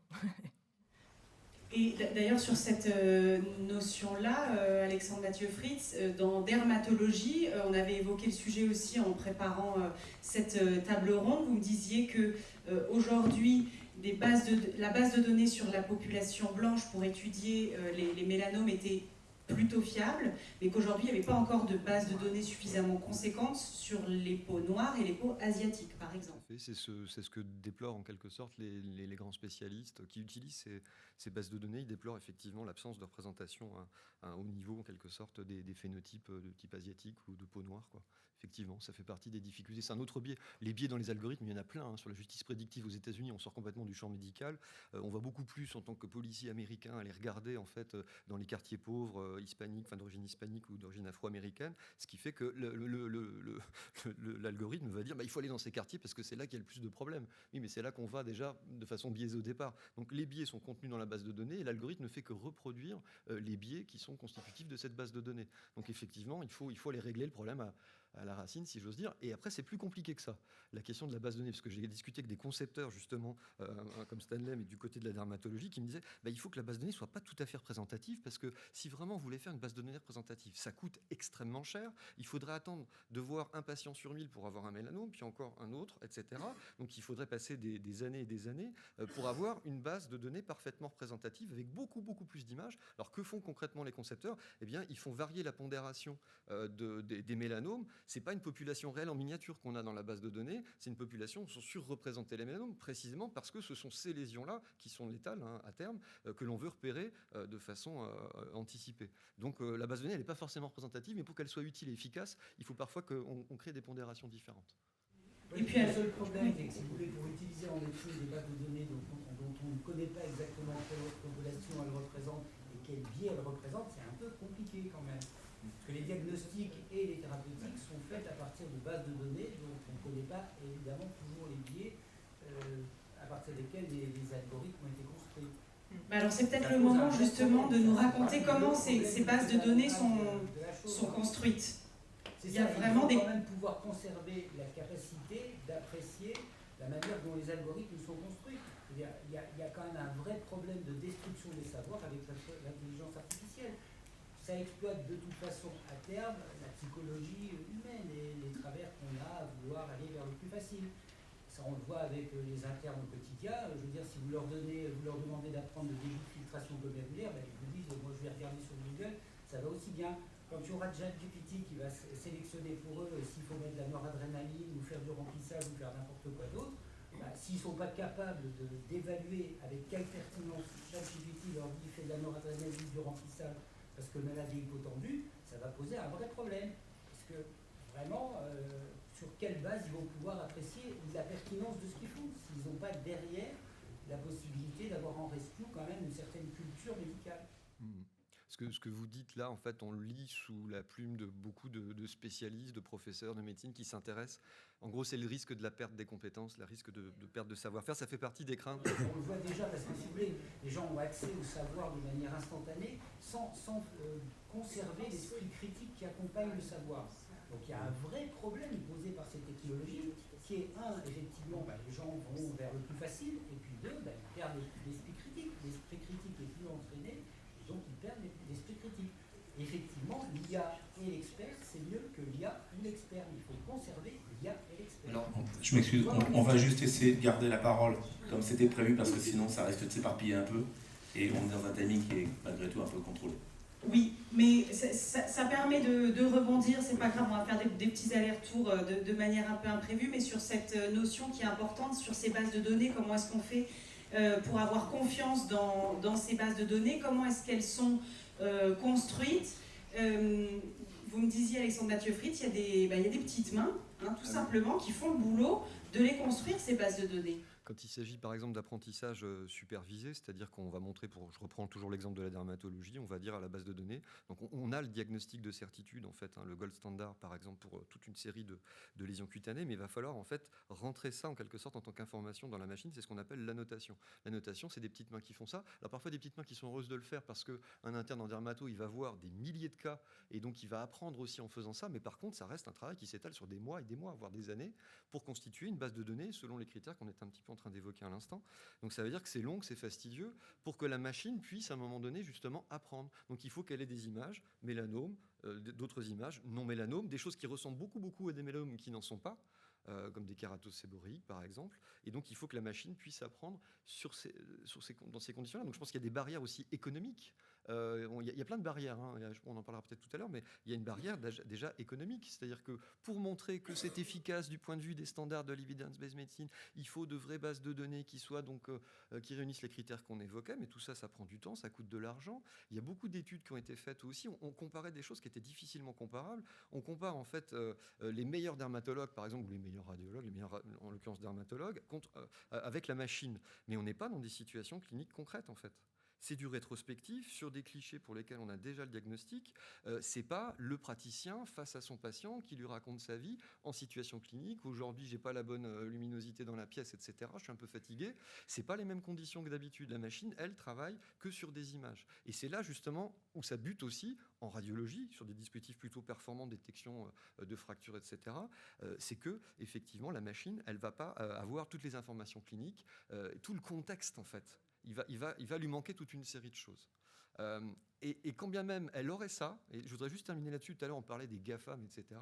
Oui, Google s'est beaucoup intéressé bien sûr à la santé, IBM également, ils ont fondé Watson. Et Watson, c'est ça que moi je retiens aussi de toute cette histoire récente de l'IA, c'est que l'IA est capable parfois de produire des résultats époustouflants. Watson en fait était capable de repérer des formes très rares de cancer, d'un côté, de l'autre était plutôt médiocre dans le traitement de données cliniques à traiter de façon chronologique, parce que vous savez comment sont remplis les dossiers médicaux, on remplit parfois la catégorie autre, c'est écrit à la main, et donc la machine était complètement perdue. Donc d'un côté des résultats époustouflants, de l'autre des résultats très médiocres. Et c'est pareil pour la dermato. Vous mettez des clichés. Les dermatologues vont parfois être vraiment subjugués par la capacité de la machine à aller voir des petits faisceaux, des petites colorations en spirale, etc. Et de l'autre côté, on lui met la montagne noire, donc c'est-à-dire une forêt, une colline avec des résineux dessus assez sombres, elle va dire à 95% c'est un mélanome. Donc c'est ça qui est assez troublant aujourd'hui, c'est que c'est le pire, enfin c'est pas le pire, en tout cas c'est le meilleur, c'est époustouflant, et parfois c'est parfois décevant sur certains cas précis.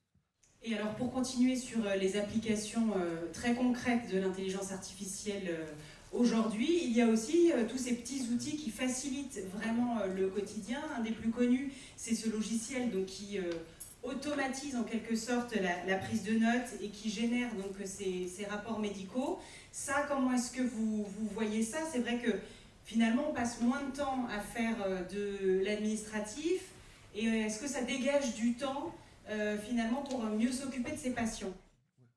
Oui, alors il y a des expérimentations. On en est au stade, justement, on a les résultats des expérimentations, on passe en routine, donc c'est intéressant. En entreprise, effectivement, j'ai les travaux de Ian Ferguson à l'esprit, qui s'occupe du Labor AI ou Labor IA.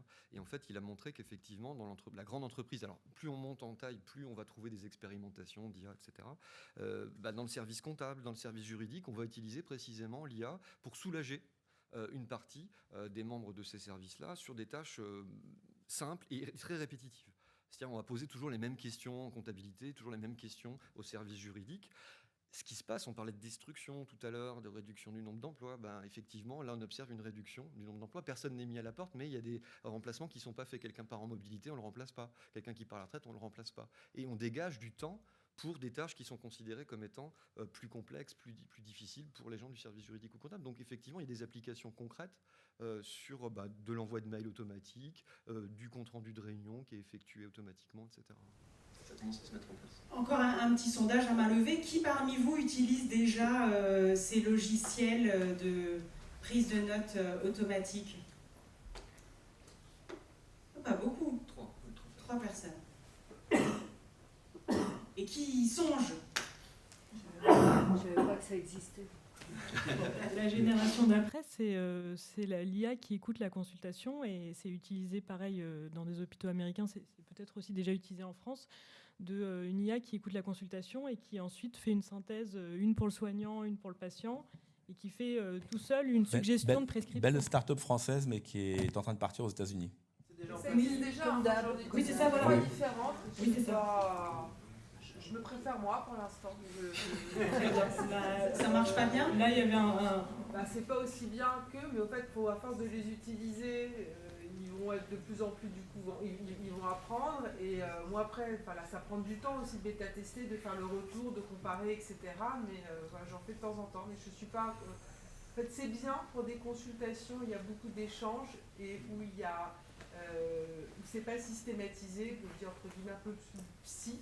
Mais elle est incapable quand on dit, par exemple, si je dis examen clinique normal, auscultation, enfin bon, bref, où je détaille genou droit un peu gonflé, tout bête, il ne remet pas bien dans les cases. Ils ne sont pas encore assez performants. Avec la mise à jour, par exemple, maintenant ça marche ça. Ils ont fait une mise à jour il y a 2 semaines. Mais de qui? Nabla. De Nabla. On essaye de revenir. Là, par exemple, à Providence, ils font ça avec Microsoft. Microsoft qui a aussi un outil, alors je ne sais plus comment il s'appelle, mais ils ont aussi un outil pour ça. Et c'est aussi utilisé en amont de la consultation pour bien qualifier le patient et lui proposer le professionnel de santé le plus adapté à son problème. Ça, c'est la PDG d'un assureur santé. Alors, parce qu'en fait, aux États-Unis, ils ont donc un réseau de professionnels de santé. Et on peut appeler son assureur pour savoir quel professionnel de santé aller voir. Et donc là, pareil, ils essayent de mettre en place l'IA générative pour qu'on puisse expliquer son problème par écrit de façon naturelle et qu'on nous dise qui vous devez consulter. On en vient à ce mot qui est un des mots qui est le plus revenu, parce qu'au moment de l'inscription, on a fait un petit sondage parmi vous sur quelles sont les thématiques qui vous intéressent sur ce sujet de l'intelligence artificielle. Et le mot déshumanisation est revenu beaucoup de fois. Alors je vous pose la question, est-ce qu'il faut craindre une déshumanisation de la médecine ? Il faudrait savoir ce que c'est que l'humain, effectivement l'intelligence humaine, pour savoir si on va déshumaniser la médecine. Non, enfin, moi, je ne formulerai pas du tout les choses de cette manière-là. De nouveau, je repasse ça dans une perspective vraiment d'automatisation. Et là, les exemples qu'on vient de donner là, sur Nabla, on est vraiment complètement dans une recherche en fait, de productivité, hein, tout simplement. De moindre effort aussi, on l'a dit. Ce qui change fondamentalement, du coup, le rapport à notre métier, qui change effectivement, pose des défis énormes en termes de formation, effectivement. Donc, c'est comment on utilise l'outil et pour faire quoi, et comment on garde effectivement le recul entre l'interaction entre l'homme et la machine. Donc, voilà, on a des transformations en fait, sociales qui sont très fortes et qui induisent effectivement la technique. Déshumaniser, je ne crois pas. Enfin, de nouveau, il y a quand même des exemples dans le passé proche. Aujourd'hui, vous conduisez une voiture, c'est bourré d'électronique, c'est bourré de trucs automatiques. Vous appuyez sur la pédale de frein, ça n'actionne pas le frein. Hein. Donc, vous êtes conscient de ça. C'est un capteur qui analyse la pression dans laquelle vous mettez et qui le transmet au système de freinage. Et un ABS, c'est quoi? C'est que si vous pilez, vous pilez pas en vrai, parce que l'ABS, il va vous dire que si vous pilez, évidemment, vous allez déraper. Et donc, ça va contrôler exactement la vitesse de freinage pour vous maximiser l'adhérence sur la route. Donc, on est entouré d'outils déjà technologiques dans notre vie quotidienne. Est-ce qu'on est moins humain pour autant? Est-ce que voilà, on a une direction assistée? C'est pareil, hein, c'est pas le volant qui tourne la roue maintenant. Hein, on regarde un volant, mais on pourrait avoir une manette, ça ferait pareil. Donc, est-ce qu'on est moins humain dans notre capacité à conduire? Non, c'est sûr, mais c'est sûr qu'on ne conduit pas du tout de la même façon aujourd'hui. Notre rapport à la conduite n'est pas le même avec les voitures qu'on a d'aujourd'hui et celles qu'on avait hier. Voilà, il y a des systèmes maintenant qui repèrent les piétons, les limitations de vitesse, donc ça freine tout seul quand on passe à 110 sur l'autoroute, voilà, dans les voitures de luxe, mais ça arrivera dans les voitures de monsieur tout le monde assez vite. Donc non, je ne crois pas que vraiment que ça soit une question de déshumanisation. Je pense que la question est vraiment mal posée. Mais en revanche, ça interroge le lien entre l'homme et la machine. Et on a entendu un peu aussi ce soir, souvent, un peu cette tarte à la crème, de dire, OK, en fait, ça va accompagner, c'est l'humain avec la machine, vous allez voir, ça va bien se passer. C'est un peu une facilité, je dirais, mentale. Il y a des cas où, en réalité, il y a d'ailleurs des expériences qui ont été faites. On fait une tâche, d'ailleurs c'était médical, je crois, de leur chirurgie, il me semble, je ne vais pas dire de bêtises. On avait un système robotique automatisé qui fonctionne aussi bien qu'un humain. D'accord, ils ont les mêmes performances, on fait des études, ils marchent aussi bien. Donc on fait faire la machine seule, elle fait ce qu'elle doit faire. On fait l'humain seul, il fait ce qu'il doit faire. Et puis après, vous avez l'humain et la machine ensemble. Et en fait, curieusement, ça marche moins bien. Qu'est-ce que ferait l'humain seul ou la machine seule? Et si on pense au crash Rio-Paris, c'est la raison du crash essentiellement, fondamentalement, c'est une mauvaise interaction entre l'homme et la machine. Si le pilote dans l'avion avait piloté en mode manuel depuis le début, il ne serait jamais crashé. Si on avait laissé la machine faire toute seule et rétablir l'assiette de l'avion, probablement il ne se serait pas crashé. Mais c'est l'interférence de l'instruction du pilote de bord à ce moment-là qui contredit la machine, qui crée une interférence et qui va conduire au crash. Donc ce n'est pas évident, effectivement, de savoir dans l'usage, comment l'humain et la machine doivent interagir entre eux pour effectivement compenser les limites de l'un et de l'autre. C'est dire, on va juste mettre l'un avec l'autre et vous allez voir, ça va bien se passer. Je pense que les passagers du vol Rio-Paris ne sont pas tout à fait d'accord. Alexandre Mathieu Fritz, vous me disiez que des chercheurs américains ont tenté de faire passer l'examen de médecine à l'intelligence artificielle.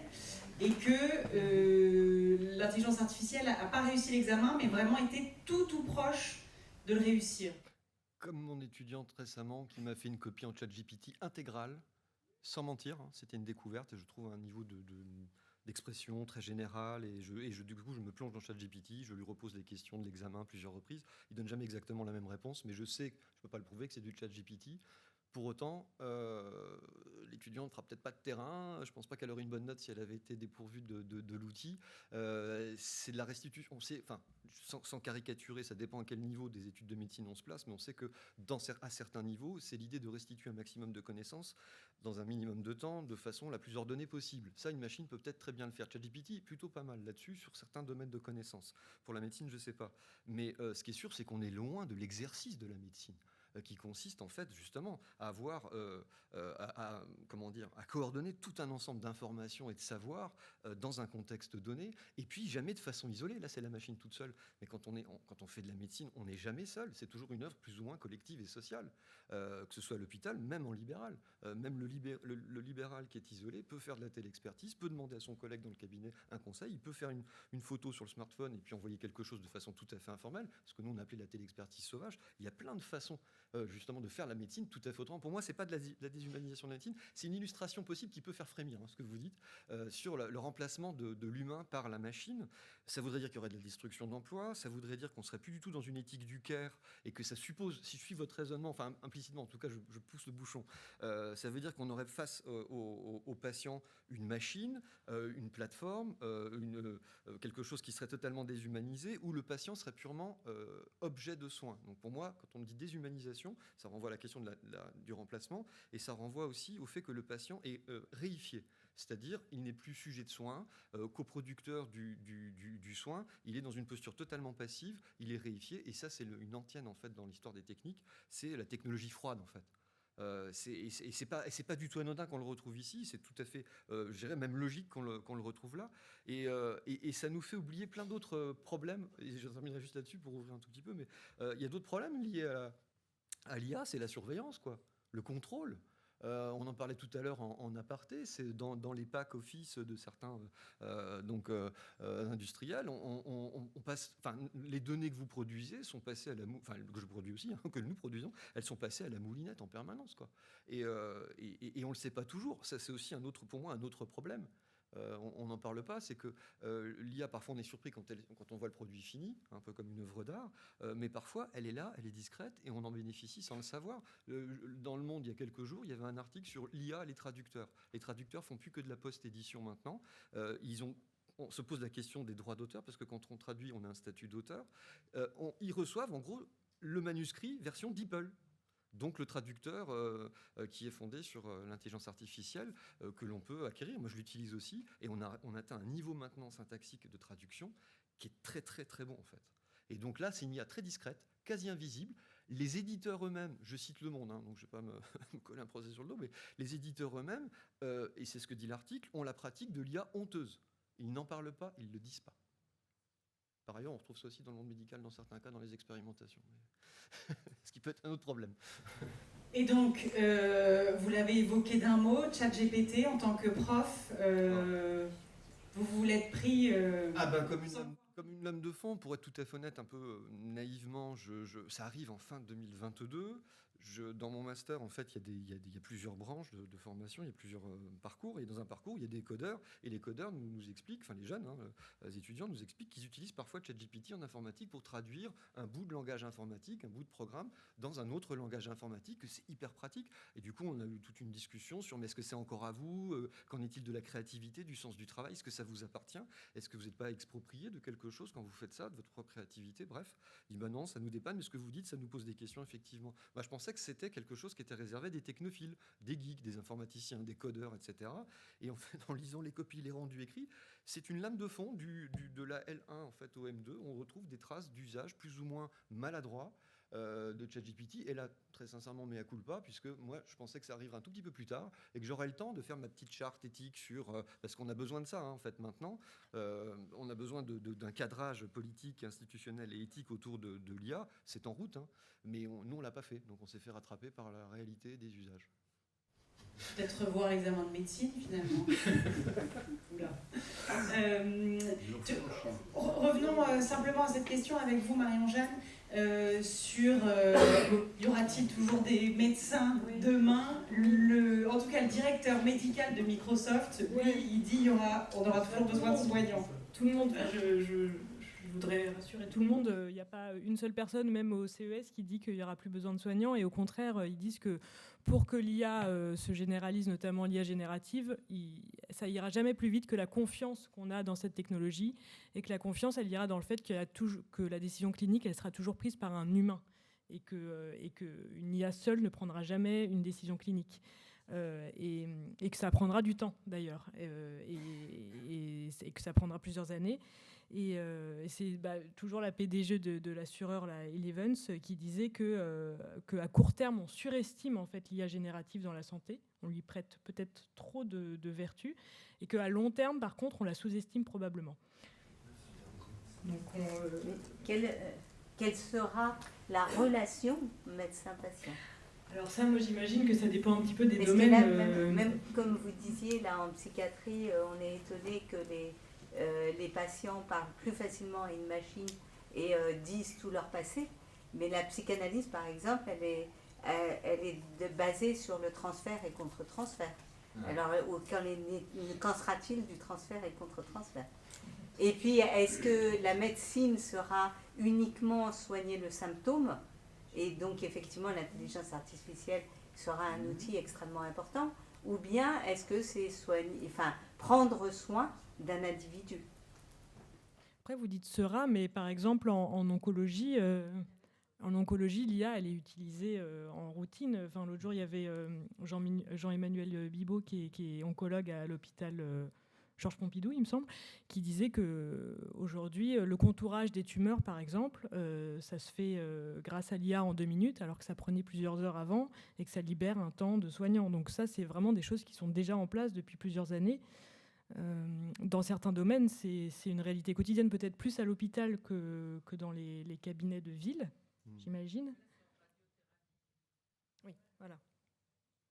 Oui, c'est des activités qu'on considère comme étant fastidieuses. C'est là où l'IA fait un peu moins peur, en fait, sur des activités périphériques. À partir du moment où ça touche le cœur du métier, c'est ce qu'on disait tout à l'heure, là, on commence à avoir quelques inquiétudes sur la relation. Alors, justement, si on pousse si on pousse l'analyse plus loin, en tout cas sur les résultats d'analyse, effectivement, il y a chaque nouvelle configuration de soins thérapeutiques et donc techniques aussi arrive avec son lot de difficultés nouvelles, en fait. C'est-à-dire qu'il y a de nouveaux apprentissages à faire, il y a des adaptations, il y a plein de choses auxquelles on doit renoncer. Moi, j'ai discuté avec des psychanalystes qui se posaient la question de savoir est-ce qu'on peut faire vraiment une analyse par téléconsultation. Je ne parle pas de remplacement de l'humain, par la machine. Ils disaient parfois, quand l'image se coupe, c'est un peu comme si le patient ne voyait pas de façon fortuite, on s'en rapproche, mais j'oserais pas allonger. On n'allonge pas un patient n'importe où, n'importe comment. Et à distance, c'est trop dangereux parce que s'il y a une panne technique, un problème de restitution sonore, une coupure de la connexion, on retombe sur des problèmes très classiques liés à nos infrastructures, en fait, au web, à Internet, etc. Et ça pose des difficultés majeures. Moi, je pense qu'on est loin du remplacement du médecin par la machine pour le moment. On en est vraiment loin. C'est ce que tu disais tout à l'heure sur le fantasme. On a remplacé, ça fait 10 ans, 20 ans, qu'on promeut les thérapies comportementales et cognitives à la place de la psychanalyse et qu'on n'arrête pas de casser la psychanalyse. Alors ça, c'est autre chose. C'est des lignes de fracture qui sont propres au champ de la psychothérapie. Oui, mais c'est en même temps politique ou idéologique, c'est-à-dire soigner un symptôme, mettre fin à un comportement plutôt que soigner un individu. C'est deux choses totalement différentes. Même un cancer, quelquefois, il ne faut pas forcément le soigner. Ça dépend quel contexte, quel truc. Et on n'a pas à soigner uniquement un symptôme et vite soigner le symptôme. Il y a un contexte, il y a tout ce que vous aviez dit. Il y a plein de choses à prendre en compte pour décider, pour avoir une décision médicale. Et là, dans cette ligne de fracture qui traverse donc le champ de la psychothérapie, effectivement, l'avènement du numérique, la numérisation de la société, si j'ose dire, la centralité des usages qu'on a du numérique, pousse en ce sens. Je sais que dans certains pays scandinaves, les pratiques de self-help remplacent pour une part, c'est-à-dire qu'on va faire en gros sa thérapie via des TCC, donc sur un site internet. On va voir 3 fois moins le psychothérapeute en chair et en os. Evidence-based psychiatry à l'appui, on a des résultats aussi bons qu'avec des relations psychothérapeutiques face à face. Alors je ne dis pas que c'est bien, que c'est pas bien, je dis simplement ce qui est fait et ce qui se fait là-bas. Et ça, c'est institutionnalisé dans certains pays scandinaves. On voit donc 3 fois moins son psychothérapeute en chair et en os et on passe donc beaucoup plus de temps sur un site internet à franchir des étapes, donc d'exposition, d'activation. On va donc dans l'espace public, 5, 7, 10 minutes, etc., se confronter à nos peurs. Et ça, effectivement, selon les modèles standards, d'appréciation de l'efficacité des psychothérapies, c'est quelque chose qui a été plutôt couronné de succès de ce point de vue-là. J'en profite d'ailleurs pour ajouter une précision sur votre parcours, vous êtes vraiment, en tant que chercheur, un des précurseurs de la recherche sur la télémédecine et la téléconsultation. C'est un domaine auquel vous vous êtes intéressé dès le début des années 2000. À l'époque, on en parlait très très peu, donc c'est vraiment un de vos domaines de prédilection. Peut-être simplement, pour conclure, une dernière question. Est-ce que, selon vous, l'intelligence artificielle est et restera, et puis après on prendra bien sûr vos questions, un super assistant ? Non, je ne dirais justement pas que ce n'est pas un super assistant, c'est un outil formidable qu'il va falloir apprendre à domestiquer. Et donc oui, il y aura toujours besoin de médecins, comme il y aura toujours besoin de professeurs. Je pense qu'on est dans les fonctions absolument fondamentales de nos sociétés. On a une population qui vieillit, on a une explosion des maladies chroniques et on a un manque cruel d'expertise médicale. Donc oui, on est en recherche de médecins. Qui peut imaginer qu'on va les faire disparaître. Par contre, et c'est vrai, face à ces défis immenses, il y a besoin d'inventer de nouvelles formes de médecine dont la technologie au sens large peut contribuer, à condition qu'elle soit bien faite. Et j'en profite pour dire que, d'ailleurs, dans le domaine qui m'intéresse, donc de l'Alzheimer, on cherche effectivement aujourd'hui des médecins pour nous accompagner. Il y a 225 000 nouveaux cas d'Alzheimer par an. Le système de soins en absorbe à peu près 100 000 aujourd'hui. Donc voilà, le médecin libéral aujourd'hui a un rôle capital dans le repérage et dans l'orientation. C'est exactement ce qu'on cherche à mettre en place. Si c'est des sujets qui vous intéressent, nous, on recherche des médecins. Voilà, vous pouvez aller sur drmemo.fr dans la rubrique professionnelle de santé. Vous créez un compte et on vous recontactera. On a besoin de vous, justement, pour mettre en place des parcours de soins qui n'existent pas aujourd'hui, pour orienter les médecins. Et cette année va arriver les premiers médicaments depuis 20 ans contre cette maladie, avec des enjeux extrêmement importants sur la prescription, sur le rapport bénéfice-risque, sur le besoin de générer justement des preuves d'efficacité. Et donc, c'est toute la clinique qu'on met en place vise à générer ces évidences, ces preuves dont on a besoin pour effectivement que les patients puissent bénéficier de ces thérapies. Voilà, donc si ça vous intéresse, n'hésitez pas. On cherche des médecins généralistes, des neurologues, des neuropsychologues, mais aussi des psychiatres et des gériatres. Merci. C'est mon côté entrepreneur. On va peut-être donner donc la parole à 2-3 questions dans la salle. Moi, j'ai une question qui avait été posée tout à l'heure sur le fil, qui sort un peu des éléments que vous avez manipulés là ce soir, mais vous avez sans doute un avis. Le bilan énergétique de l'intelligence artificielle aujourd'hui, alors que... Oui, il est important, ça fait partie des freins au développement de l'IA générative, surtout des grands modèles de langage, je ne sais plus comment on dit, larges modèles de langage, ouais. C'est que ça coûte très cher en fait, et qu'on ne va pas pouvoir faire un jumeau numérique à tout le monde, à chaque... voilà, et que du coup, avant de se lancer dans l'élaboration d'une nouvelle IA générative, il faut bien évaluer l'intérêt que ça aura. Et c'est aussi pour ça que je pense que ça ne se développera pas à la même vitesse dans tous les domaines, parce que ce ne sera pas rentable et intéressant dans tous les domaines. Et ça a un coût, et en termes, c'est aussi, le coût il est aussi lié à la consommation d'électricité. Et voilà. Oui, l'empreinte carbone est désastreuse. L'empreinte énergétique est désastreuse, absolument. Et vu que vous avez un instant pub sur TIC Santé, TIC Santé, c'est un site en accès libre où on traite aussi de ces sujets-là, et aussi, vous pourrez aussi retrouver beaucoup d'études qui étudient, voilà, des synthèses d'études qui parlent de l'intelligence artificielle dans différents domaines.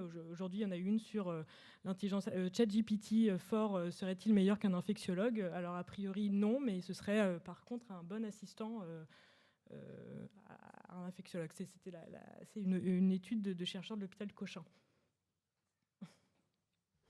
Question. Ma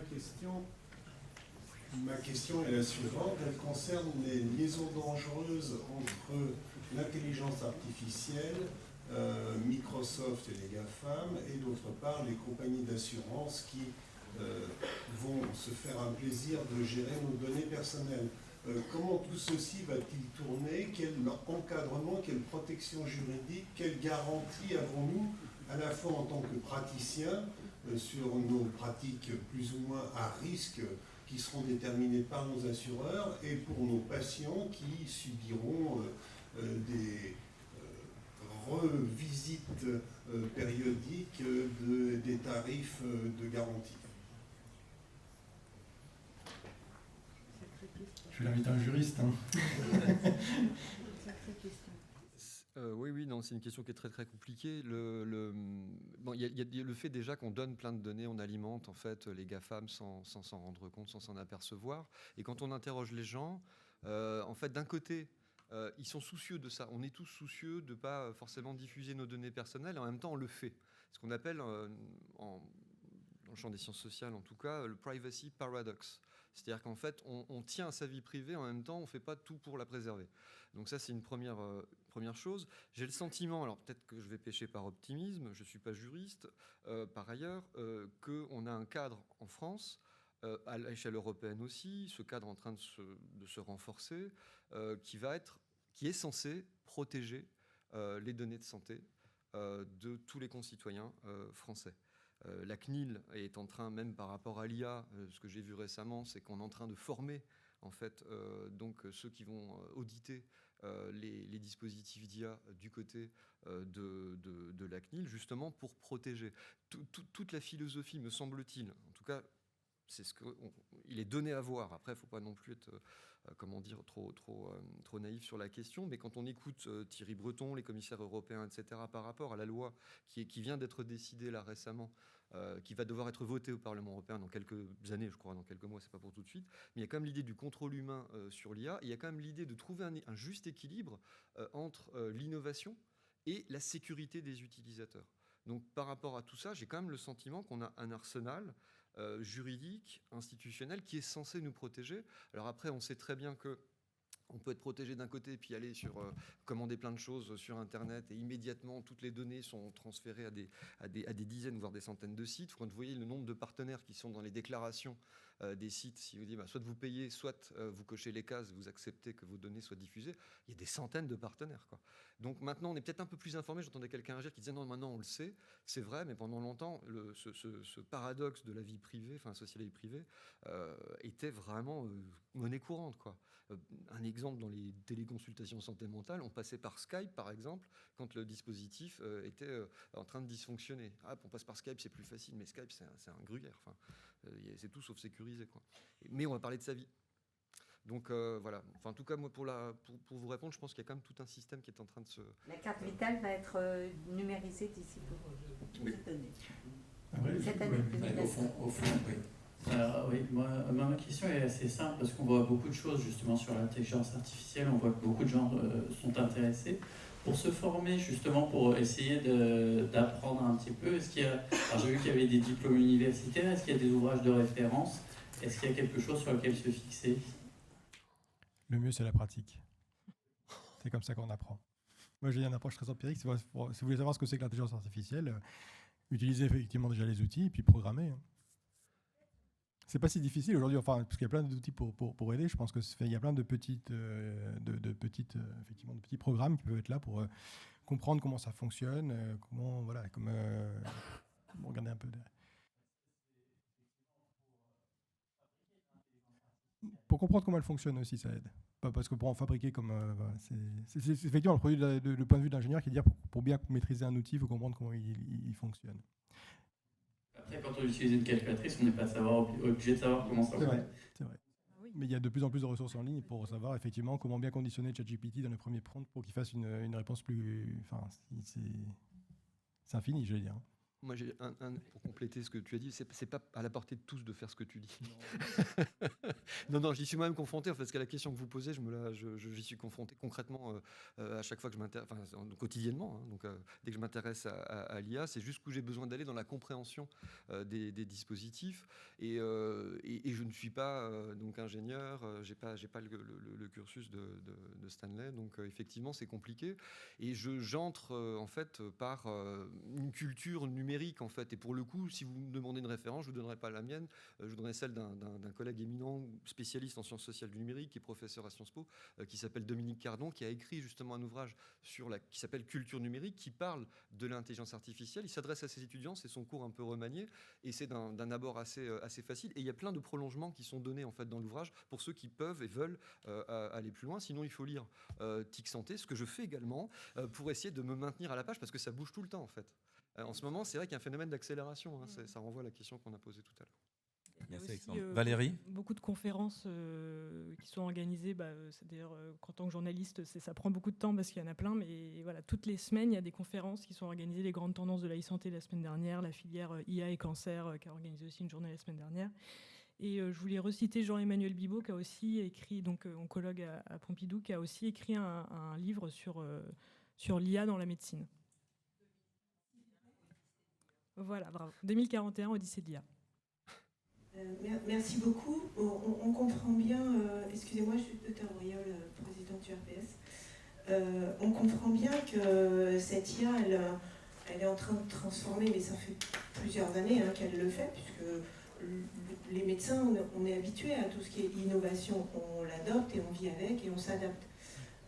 c'est très bien. Et on comprend aussi que l'IA, elle est alimentée par les données de santé. Et c'est là que nous, ça nous pose un énorme problème par rapport à vos propres données de santé, leur confidentialité, etc. Donc, on avait entendu il y a quelques années que la NHS avait vendu ses données aux GAFAM. Eh bien, c'est en train de se produire chez nous il y a 3 jours. La CNIL a autorisé l'hébergement temporaire chez l'américain Microsoft dans l'entrepôt de données de santé pour la recherche alimenté par l'assurance maladie. Une première pour la gardienne française des libertés numériques. Une décision parue mercredi sur Légifrance. Donc, vous dites, il y a une protection, il y a une volonté, etc. Après, c'est une autorisation... J'ai dit il faut être prudent. Mais oui. Mais déjà, Microsoft, c'est l'hébergeur du Health Data Hub en France. Hein. Mais en fait, c'est une autorisation temporaire parce que tout simplement, il n'y a pas d'acteur européen qui est capable d'héberger cette base de données. En fait, qui a toutes les certifications. Alors, je ne pourrais plus vous dire le détail, mais qui a toutes les certifications qui lui permettent de le faire. Normalement, ça pourrait être une autorisation sur 10 ans. Et là, elle a dit on donne l'autorisation pour 3 ans, le temps qu'il y ait une solution européenne. Donc, bon, c'est quand même une préoccupation qu'ils ont en tête. Hein. Ils sont payés, hein, Microsoft. Autoriser d'héberger, c'est vendu les données. Ça ne peut pas être autrement. Donc en fait, il faut garder quand même un petit peu la tête froide, parce que c'est notre propre donnée, et la question des assureurs derrière, elle est quand même un peu centrale, que ça ne nous retombe pas dessus en voulant faire progresser. On est tous pour la progression des données. On sait bien que l'anonymisation et des intelligences du côté de Polytechnique et d'autres berceaux sont bien capables de retrouver qui est dessous l'anonymisation, quoi. Donc nous, on est très très craintifs et on craint aussi la diffusion des données à travers le DLP, etc., de façon naturelle, mais c'est surtout pour protéger les données. Et je ne sais pas mes collègues, mais moi j'ai toujours pensé que le patient qui arrive avec ça qui peut être piraté, mais dans lequel il peut avoir toutes ses notes médicales personnelles, c'est tellement mieux que tout ce qui diffuse dans les réseaux piratables et compagnie, parce que ça reste un petit peu personnel. Je ne sais pas ce que vous en pensez. J'ai une réponse, qui est la mienne.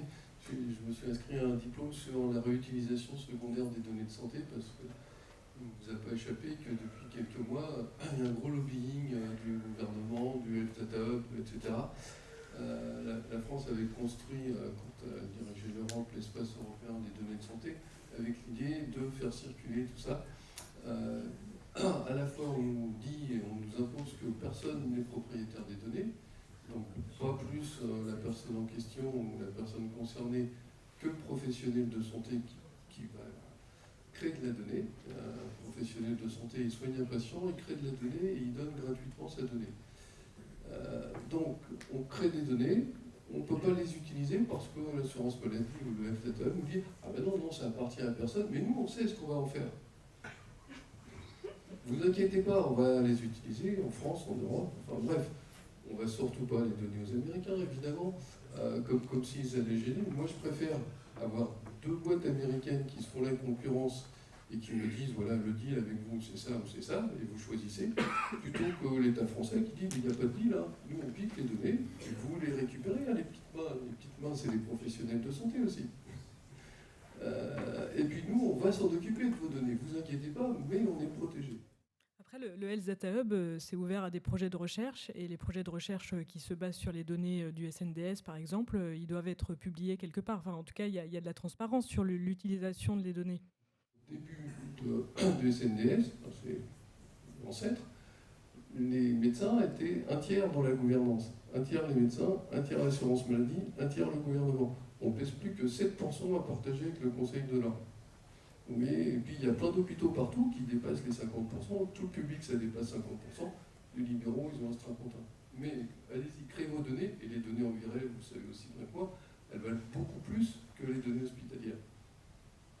Merci infiniment pour votre participation, vos témoignages, l'ensemble de vos questions, et merci surtout infiniment à vous trois, donc Stanley Durleman, Alexandre Mathieu Fritz et Marion-Jeanne Lefebvre.